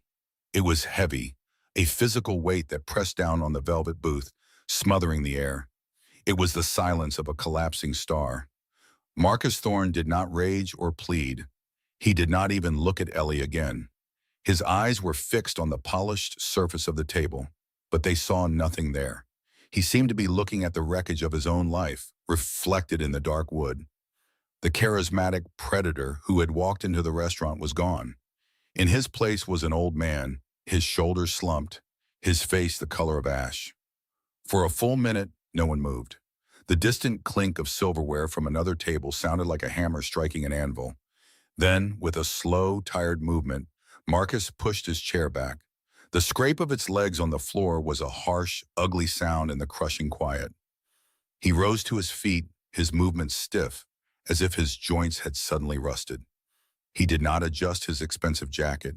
He did not reach for his coat. He simply stood there for a moment, a hollowed-out version of himself. Julian watched him, his mind a storm of disbelief and confusion. He expected a threat. He expected a desperate denial. He got nothing. Marcus turned his back to them and began to walk. He moved not like a defeated rival, but like a ghost departing its haunting grounds. His steps were measured and steady, carrying him past the other diners who paid him no mind. They saw only a well-dressed man leaving a meal. They did not see an empire turning to dust before it hit the ground. He disappeared through the heavy oak doors, swallowed by the night, leaving behind nothing but a half-full glass of wine and a silence that now belonged entirely to Julian and the woman across from him. Julian's gaze snapped back to Ellie. He felt a profound sense of dislocation, as if the floor had dropped out from under him. The woman sitting there was not his secretary. She couldn't be. His secretary was plain. She was quiet. She was a simple, efficient tool he used to manage the mundane details of his life. She organized his schedule, typed his letters, and faded into the background so perfectly, he often forgot she was even there. He had hired her himself, glanced at a resume that was deliberately painfully average. Vance. The name echoed in his skull, a detail he had dismissed as unimportant, a clerical error in his own judgment. This woman, the one sitting before him now, was a stranger. Her posture was the same, her hands rested calmly in her lap. But her eyes, those gray eyes he had always found so unremarkable, now held the unnerving stillness of a frozen lake. He knew that beneath the surface the depths were cold and absolute. A shiver utterly alien to him traced its way down his spine. He, Julian Croft, did not feel fear. He inspired it. Yet the emotion coiling in his gut was unmistakable. It was cold and sharp. For 10 years. She had said 10 years. He tried to process the scale of it. For a decade, this woman had been playing a game he didn't even know existed. His mind, usually so sharp and linear, began to fracture. It raced backward, replaying thousands of tiny, insignificant moments, now recast in a terrifying new light. Ellie, staying late to organize his private files, her focus absolute. He had seen it as diligence. Now he saw it as reconnaissance. Ellie, overhearing a sensitive phone call and making no sign of it, her face a perfect mask of disinterest. He had seen it as discretion. Now he saw it as intelligence gathering. Every quiet observation, every seamless act of organization, every time she had been an invisible presence in the room during his most secret meetings, she wasn't just observing. She was studying. She was learning. She was building an arsenal right under his nose. The humiliation was a physical burn creeping up his neck. He had brought her here tonight as an insult to Marcus, a pretty, silent thing to adorn his table and show how little he valued the meeting. He had told her to wear something decent and to be quiet. He had treated her like an object, a prop in his theater of power. The irony was so immense it was suffocating. He had brought a live bomb to a knife fight, thinking it was a decorative vase. He had paraded his own greatest vulnerability in front of his enemy, completely blind to the fact that she was a threat to them both. He felt like a fool, a king who had spent years polishing the assassin's dagger, believing it was part of his crown. He looked at the food on their plates, now cold and congealed. The rich aroma of truffle and roasted lamb that had filled the air moments before now smelled like decay. The entire evening, this entire opulent setting, was a farce. The real power play had not been between him and Marcus. It had been orchestrated by the one person in the room he had deemed to have no power at all. The thought was staggering. She had not only predicted Marcus's move, she had prepared for it. She had waited for the perfect moment when both men were at their most arrogant, their guards completely down. She had let Marcus spring his trap only to reveal that he was the one caught in a cage she had built 10 years ago. The awe came next, a strange and unwelcome companion to his fear. He hated Marcus Thorne. He had spent years fighting him for territory, for power, for every scrap of influence in the city. And this quiet woman, this ghost with his last name, had dismantled him in less than 5 minutes. Not with threats of violence not with guns or muscle. She had done it with information. With a whisper. It was the kind of move he would have admired, even envied, if it had come from a worthy adversary. To see it executed by his own secretary, the mousy woman from the outer office, was a blow to the very core of his identity. It told him he was not the master of his universe. He was not even the master of his own office. He finally allowed himself to truly look at her. The anger from her confrontation with Marcus had receded. In its place was a profound weariness. The cold fire in her eyes had banked, leaving behind embers of a sorrow that seemed ancient. She looked tired, but she also looked free. The tension that had always held her in a state of quiet rigidity was gone. It was as if a heavy cloak she had worn for a decade had finally been shrugged off. She reached up, and her fingers brushed against the simple silver locket at her throat. a final, silent communion with the man whose memory had fueled her entire life. It was not a gesture of triumph. It was one of closure, a quiet, painful farewell. He was trapped. That was the thought that finally crystallized in his mind. Marcus was broken, but Julian was trapped. This woman, Eleanor Vance, had the power to destroy Marcus Thorne. What did she have on him? For years, she had sat just feet from his desk. She had handled every piece of paper, heard every secret conversation, seen every name that passed through his organization. She knew where all the bodies were buried because she had probably filed the maps. The information she held on Marcus was a nuclear weapon. The information she must hold on him was an extinction-level event. She had saved him tonight. He couldn't deny that. Marcus would have bled him dry, taken his empire piece by piece. Ellie had stopped it, decapitated the threat with a few calm sentences, but she had not done it for him. He was under no illusions about that. He was just a piece on her board, a necessary component in the machine of her revenge. She had saved his kingdom, but in doing so, she had shown him that she held the keys. She could protect it, or she could burn it to the ground at her leisure. He was king only by her permission. The realization was more terrifying than any threat Marcus Thorne could have ever made. The silence stretched on, now awkward and heavy with unspoken questions. The waiter, sensing the shift in the atmosphere, stayed away. They were alone in their own private bubble of shattered reality. Julian's hands were clenched into fists under the table. His knuckles were white. He had built his entire life on the principle of control. He controlled his business. He controlled his men. He controlled every room he walked into. Tonight, he had lost control so completely that he wasn't sure he could ever get it back. He had been so focused on the wolf at the door that he never once considered the one he had invited inside, the one he had fed and housed for years. He had to speak. He had to say something. But what? Thank you felt absurd. You're fired felt suicidal. Any command, any threat would be utterly pathetic. All his usual tools, his arrogance, his authority, his intimidating presence, were useless. They were like a child's wooden sword against her sharpened steel. He was completely disarmed. All that was left was the raw, terrifying unknown. He needed to understand. He needed to know who he had been sharing his life with. He needed to know the name of the force that had just reshaped his world. His throat was dry. He swallowed, the sound loud in his own ears. When he finally spoke, his voice was not the confident, commanding tone of Julian Croft, the king of the city's underworld. It was a rough, broken sound, a hoarse whisper stripped of all artifice, containing only a universe of shock and a desperate need for an answer. Who in God's name are you? His voice was a raw tear in the expensive silence. Who in God's name are you? Julian watched her, this complete stranger who had worn his secretary's face for 3 years. He searched her features for the efficient, quiet woman he knew and found nothing. That woman was a ghost. In her phrase stood Eleanor Vance, a person forged from grief and iron. For a long moment, Ellie did not answer. The fury that had been her armor for a decade simply dissolved. It left only a profound, hollow exhaustion.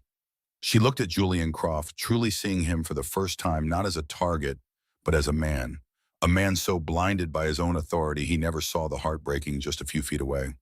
Her voice, when it came, was quiet again. It was the voice he recognized, but stripped of its forced deference. It was simply the voice of a woman who was tired. "I'm the person you never bothered to see." The words were not an accusation. They were a simple, devastating statement of fact. Julian felt the truth of it land like a physical blow. He had looked at her every day. He had commanded her, dismissed her, and tonight used her as a prop. He draped her in a designer dress and told her to be silent, never once wondering what she might be thinking. He had assumed her thoughts were not worth knowing. That single catastrophic miscalculation had nearly cost him everything. Ellie's gaze drifted past him toward the door and the life beyond it. Her mission was complete. Marcus Thorne was broken. His empire, built on the ruin of her father's life, would crumble. She had thought this moment would feel like victory. Instead, it felt like release. It felt like the end of a long sickness. A quiet and lonely finish line. With slow grace, she folded her napkin and placed it on the table. The dinner was over. Her time in his world was over. She stood, and the black dress he had given her no longer felt like a costume. It was the uniform in which she had won her war. Julian's mind scrambled for something to say. An order, a threat, an apology. The words caught in his throat, a useless jumble. He watched, frozen, as she turned her back on him. She did not look back. Her heels made almost no sound on the thick carpet. She walked through the ornate lobby and pushed open the heavy glass doors. The cool night air hit her, sharp and clean. She took a deep breath, the first truly free breath she had felt in 10 years. The city lights blurred through a sudden film of tears. These were not tears of anger. They were tears of grief and of relief, from a daughter who had finally brought her father's ghost to peace. She clutched the simple silver locket at her throat. For the first time in a decade, Eleanor Vance was just Eleanor. A woman walking into the night with no plan, no enemy, and no master. She was finally, terrifyingly, beautifully free.